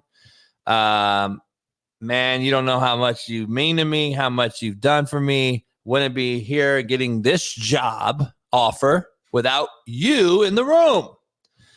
So having said that, I have to do what's best for my family, just like you guys have to do what's best for you when you enter the portal. So that is the way it should have been handled, not on a private jet, mass texting, a WhatsApp. Yeah. That I'm taking the job. That to me is chicken shit if that's how it went down. I don't know. I wasn't there. We'll talk to Q more and ask him about it. But the flip side, on the other side, Jed Fish in Arizona, it seems very, very similar. This guy had at least the nuts to have a 3-minute meeting. But remember, this is a guy that's been in the NFL for a long, long time.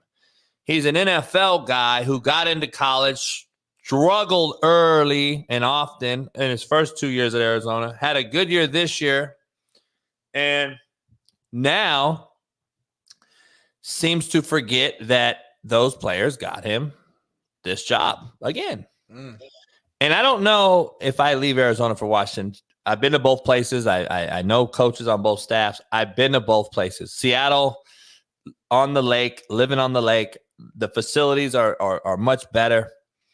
Then you got rain, cloudy, suicidal tendencies in that town. Then you go to Arizona, Tucson. Hot, summer, clear for the most part, sunny. Good facilities, not great. Closer to California in recruiting, closer to Texas in recruiting. When I look at things like that, I'm looking at the bigger picture, and I'm like, I don't know if it would have been that easy for me to go to Washington as a job to leave Arizona. I don't know if I leave Arizona for Washington. I'm just going to be honest. I get the Big 10, Big 12 and all that, but the way it was handled, 3-minute meeting to me is crazy. It really blows my mind on this. And I've been saying this. You can ask Alan. You can ask these guys in the chat. I've been saying this. I've been on this stance of mine for 20 years because this ain't the first time coaches just up and left. Manny Diaz did it at Temple years ago when I had a player there. I know firsthand that he left in a manner that was just chicken shit. I've known a ton of coaches that have done this after promising kids this, and this. That is why I try to be fair on both sides and tell the mama that never played football and the boyfriend, the uncle, the grandpa, the daddy, if there is one, whatever it may be, do your research. Do your research. Pick the school for other reasons than just the coach. Unfortunately, the NIL and the portal has allowed for just the opposite. It has allowed for the coach to be the single most important aspect of a kid's decision. And that is where it should not be, in my opinion. It should be some more things to it, but clearly academics are out. There is no more sense saying a student athlete. It is paid athlete. And school is an afterthought, and it's even an afterthought to the presidents of the universities, Smitty, to the athletic director, Smitty, to every administrator involved. They see dollars. They don't see diplomas. They don't see degrees. And it is what it is. Let's just keep it real. Just take out the student part of this thing. Put it in as a free agent ploy. This is free agency without a return. And I've been saying this for years. And just let's call it what it is. But quit lying to us, slapping us in the face when you allow players to leave at their discretion and coaches to leave at their discretion in the manner that we just witnessed with 2 former Pac-12 teams, how they left the players. I think it's chicken shit. I don't agree. I wouldn't do it. And that is why they don't want me coaching, because there would be a way that I figure out, hey, man, These motherfuckers, they're going to ride or die for me because it's a little different. And I think Alan and them will tell you that it's a little different. Real recognizes real at the end of the day. These players see through this fake shit. And these coaches have been fake for fucking ever. That's why I call them out. That's why a lot of them don't like me because I keep it real and I defend my players first. And it kills me when I hear Jermaine Johnson went to Georgia, and if it weren't for Kirby Smart, let me give you a little heads up here, homie. Kirby Smart don't get Jermaine without me, motherfuckers. Let's just be clear about it. There's steps to this shit, and there's hardships to attain prior to you ever getting a guy that was not developed or ready to go to Georgia, Florida State, or the other 300 plus players I've sent Division I or to the NFL. We get zero credit, though. High school coaches don't get credit. College coaches don't get credit. As far as junior college coaches, they don't get the credit. It's the D1 coach that shows up for the draft, but you don't see the motherfucker that was carrying the kid into the dorm room at 3 a.m. or giving them clothes or feeding them or buying their mama or paying their rent or whatever it may be without even a quarter of the money that you guys make. So that's the fact. That's a fact. And that's the part. And that's why they don't want me to fucking do it. And that's why they keep me out of this thing. Truly believe it. So, because it's a wrap. It's a wrap. And give me the Idaho job. I don't give a fuck what job it is. That's the cold part. You're going to see cats just pillaging into coming into Idaho. You'll be like, what the fuck is going on in Idaho? Right. Like, eat potatoes and shit. What the fuck does he have in Idaho? And why, after 2 years, did he turn down the Boise job? Let's just keep it in Idaho. JB turned down Boise to stay at Idaho. What the fuck's going on in Idaho? And that's how it should be until you hit that Alabama precipice and a job you just can't turn down, right? Right. That's just my point. I just wanted to give you that take. I don't agree with coaches how they handle the business. I do agree they should go to where they want to go if they've earned the right to go there. But I don't think they should go in the manner that they went. I think it's chicken shit. The players deserve more because you went in their home and promised their parent and them you would graduate them, get them onto the NFL, blah, blah, blah, blah. And that's why I never, ever, ever said to a parent, I'm staying here forever. This is what we're going to build here. Like, nah, Jed Fish just lied to America. But guess what? Smitty, you want to know how to fix all this? What? How about the players that of the new school that just heard the old players say, damn, this motherfucker just jumped ship on us, didn't say shit. How about y'all leave? How about y'all say, you're going to leave us too. We're going to leave you before you can leave us. Go get your own new players. These kids talk on social media, dog. I don't understand. They all know each other. They're transferring to each other because of a DM. Right. So how can they not say, hey, man, the boy just upped and left our ass, dog. He did us wrong. Right. Bama players be like, for real? Fuck that. We don't want this motherfucker. You know what I'm saying? Like, I don't understand that part of it. I really don't. Because it's the same message that was like, it's like how you got her is how you lose her. You know what I'm saying? It's like if Shorty was cheating on her old boyfriend talking to you and now she your girl, don't be surprised when she cheat on you with the next dude. You know what I'm saying? Same situation. I don't get it, man. I really don't, because it goes hand in hand. And it's like,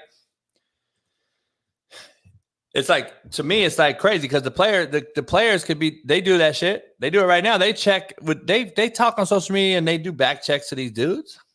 Yeah. Like, keep it real. They do back checks on these. Hey man, how was he? How was he, JB? How was JB? How was JB over there? Right.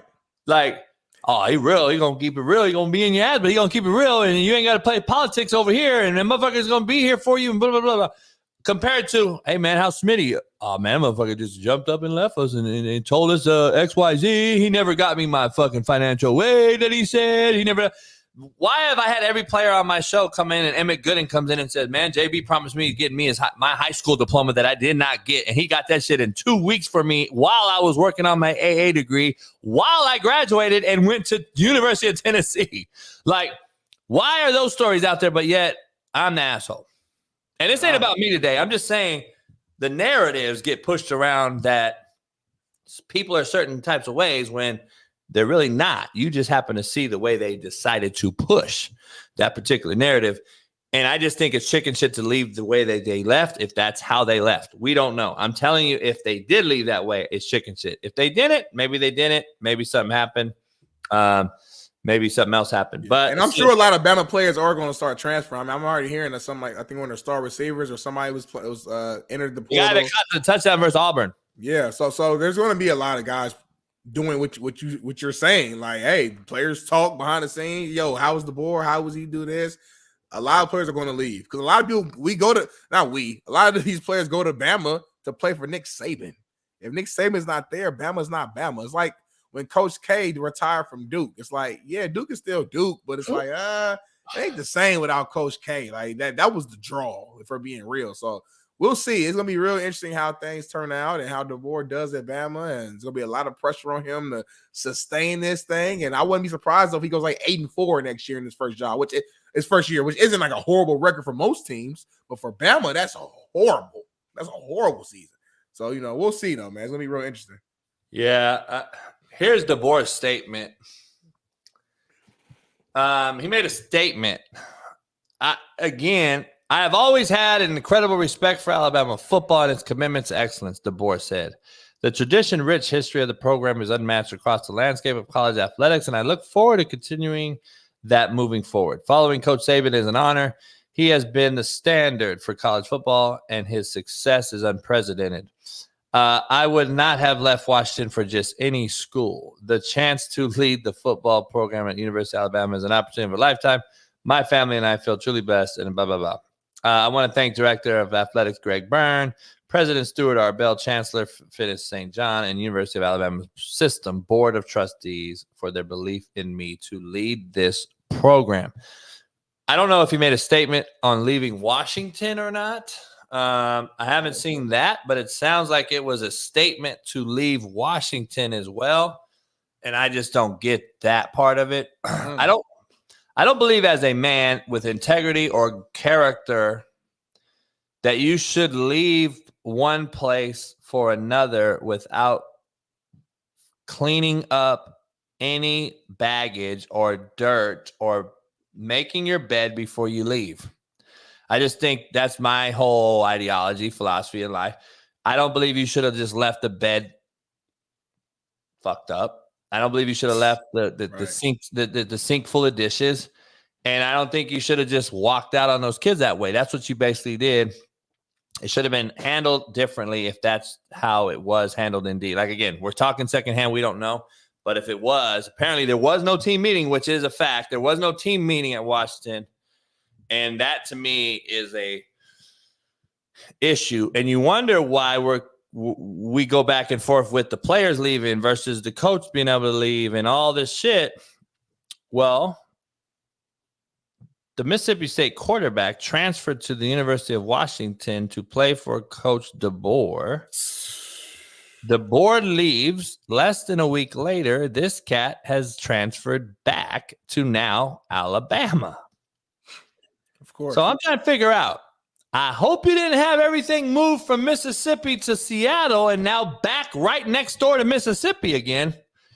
Like, this shit is counterproductive, Smitty. I don't understand how this shit is not just like, so you're telling me 22 Arizona players are going to pack up, go to Seattle right now?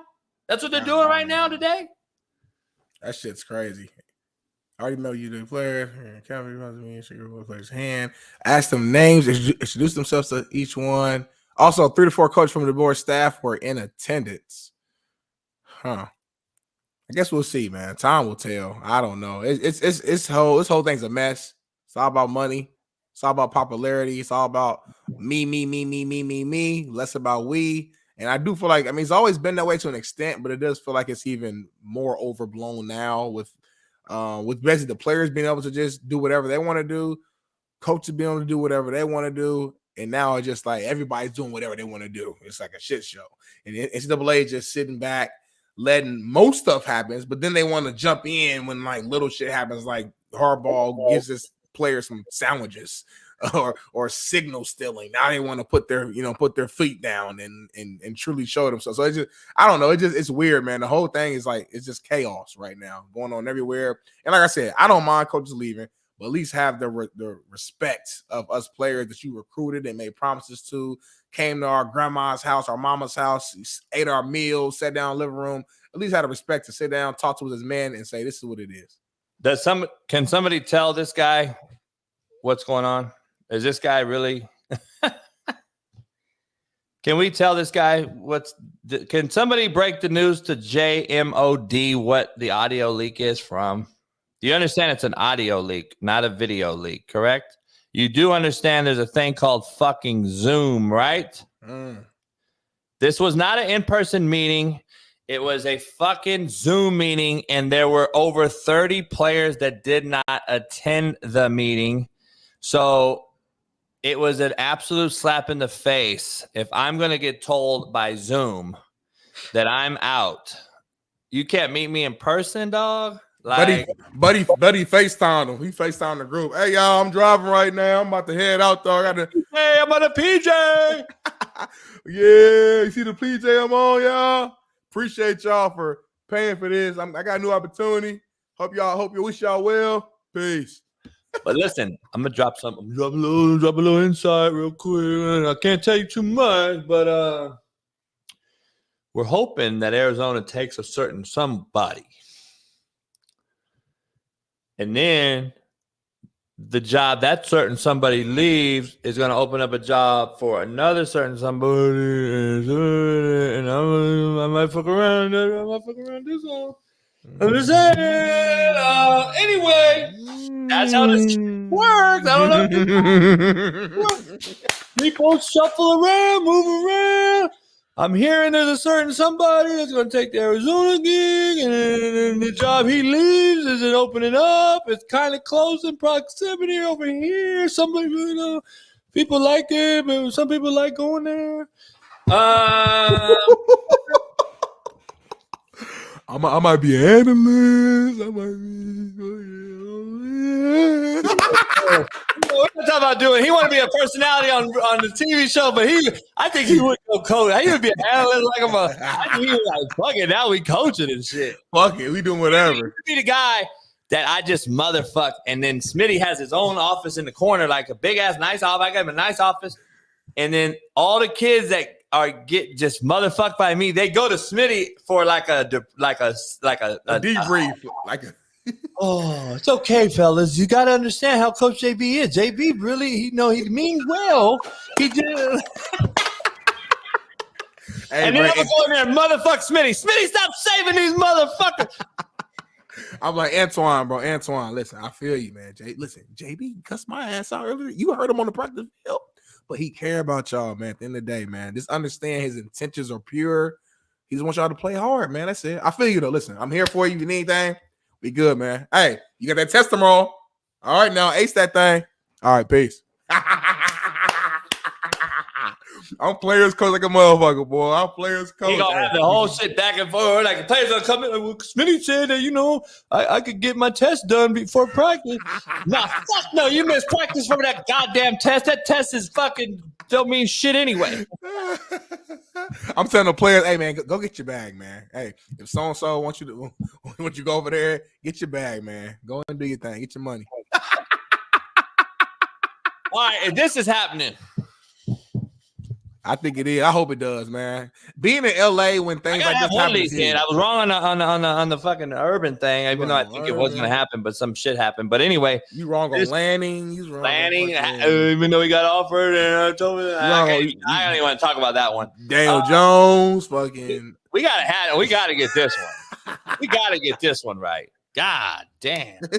I hear gambling. He gotta get this one, boy. We gotta get this one right. It only makes sense, though. I would love for him to come out here. I think he would change the game with the Chargers, that talent. I think we'll see the best of Herbert. I predicted Herbert to win MVP this year. Obviously, I was 100% wrong. But if Harbaugh joins that squad, I'm gonna run it back. MVP with Herbert. I still believe in that talent. I just think he needs the right system, the right coach, man. That's what it is. So Pound that like button, y'all, man. We need some more likes. Let's give us your picks for tonight since we got to get out of here. It's 9:00. It's MLK. Shout out to Martin Luther King. It's MLK Day. Yes, sir. Smitty, you got anything you want to say MLK meant to you or anything like that? Yeah, we never really celebrate this day. Yeah, I know school and, you get the day off, but we never really pay attention to this holiday like we do all the others, man. But Martin Luther King and his sacrifice that he made for all of us is why we're even able right now to have a white man and a black man do a debate show right now, 3 hours. This wouldn't happen in 100, even 100 years ago. You know what I'm saying? Like, it wouldn't happen. And so, like, he played. He didn't do everything, but he played a huge role in where we're at today. We know we got 1,000 issues going on across the world. Nothing will ever be perfect, but we are in a much better place today than we were yesterday, and a large credit goes to that man. So I gotta show love to him. I think his words spoke for every nationality. Yeah. They didn't just speak for brothers and sisters. I think they spoke for every nationality. Yep. To have no or feel no segregation. So, I don't know. I think he celebrated, or it's celebrated today about, the equity in society that he dreamed would be colorblind eventually. Yeah. I don't know if we're there yet, but I think we've moved the needle a little bit. Yes, sir. So MLK Day. It's crazy the trash came on today though. They don't give a fuck, bro. Either they don't know, they don't show, don't give a damn about Martin Luther King. Won't come for President's Day. Huh? They won't come for President's Day, will they? Christopher Columbus trash gonna come. I bet they don't. Christopher Columbus Day, the motherfuckers won't show up in my house. Coach JB there, they ain't coming. But let it be a brother holiday. Let's make our picks though today, man. Listen, I'm going with the Bucks. They upsetting the Eagles. The Eagles gonna be out first round the same way the Cowboys is out. AJ Brown is out because of injury. I saw him at a boxing fight the other day. He deleted all his Eagles shit from his page. He wasn't at practice. I don't know what's going on. I know you caught it from the beginning. I hear you. I hear it. I know you was right about this one, but if he wasn't hurt, he would have played. He's not playing because he's hurt. He got hit in his knee or whatever last week. I got the Bucks and Baker Mayfield with the upset, and then you got the Steelers and the Bills. The weather's still kind of crazy. I'm going with the Buffalo Bills, man. The scariest team in the playoffs. You said it was going to be the Rams. I told you it was going to be the Bills, and you're going to find out today why. I'm 0 for 4 right now. Why not go 0 for 6 if that's what it's going to be? But I'm going to go with the Eagles tonight. I just don't think they could continue to do this, have this fall. I think AJ Brown being out of the locker room has bonded this team together because, again, there's a reason the Titans got rid of him. There's a reason why my sources told me what's happening. There's a reason he deleted all his Eagles shit. To me, that's a lot of character flaws in that. Telling you a lot. Your team's about to go to playoffs, which you just had 1,400 yards receiving in the locker room, and then you delete all their shit and don't want to support them. I think he's more missing the game over. I think he's hurt, but not. I don't think I think he could play, and I think he's choosing not to because of this, and that's what I think the Eagles bond together. I think Smith goes nuts. I think Goddard goes nuts. I think Swift goes nuts. And I think they run the football like they did in week 2 or whatever the fuck it was. And I'm going to go with the Eagles on the shocker. And on the other shocker, if there is snow on the football field. What are you about to say? I think it. No, you better not get, because you said this person might be on the hot seat a couple weeks ago, middle of the season. I didn't say he should be. I said they're saying he should be. All right. Keep going. I think the Steelers run the football, man, down Buffalo's throat with 2 big-time bruising backs and Najee Harris, and they got the scat back they can sprinkle in there, keep the ball out of Mason Rudolph's hand. Tomlin's defense shows up like it always does. No TJ Watt. No TJ Watt really doesn't matter to me in the snow. 19 sacks. Yeah, but in the snow. Defensive player of the year a couple years ago. The guy that turns the ball over more than any quarterback is having to throw the ball in the snow. You don't think he's going to turn the ball over? I like the Steelers tonight in a major upset. Calling it right here. Why not go 0 for 6? Bet 20. Bet 20 right now. Bet $20 on the show right now in that game. $20. Bet good. Bet good. Bet good. Steelers, Eagles. There you go. Hey, I got the Bucks and I got the Bills. I'm going with the Bees. Yeah, you know I rock with the Bees out here. Hit that like button, man. Send that $2,200. We in the hole, man. We're going to be on tomorrow, man. With Tank Johnson might join us. Steve Kilman is going to join us. Big Mac is going to join us. And we might have a special guest. Who knows who we might get? We might get Patrick Wayne. We might bring on dude from Washington. Who knows who we might get? You got to be here to find out. Hit that like button, $2,200. I got to go to work early today because we're pre-recording our show today at Fox so we can get home in time for the 1:30 p.m. Pacific time game. So that's what's going down on my life. JB about to chill the rest of the day, smoke cigar, drink liquor, eat food, get AE, get his feet rubbed. He has nothing to do the rest of the day. I'm about to go grind, emails, work, everything. So y'all hit that like button, $2,200, and we gonna be back tomorrow. You is slap dick pretty much. Why you calling me slap dick? Because my dick slapped you across your face. We're out. We'll see you tomorrow. Don't miss it. Pound the like, subscribe, become a member. Happy Monday. Happy whatever day. 4th of July. Martin Luther King. Martin Luther King. Don't matter. The trash didn't come. Peace. Missing, we switched it and filled the gap. Smitty and Jason Brown, we killed it, yeah, it's a wrap. We what the games we missing, we switched it and filled the gap. You are now tuned in.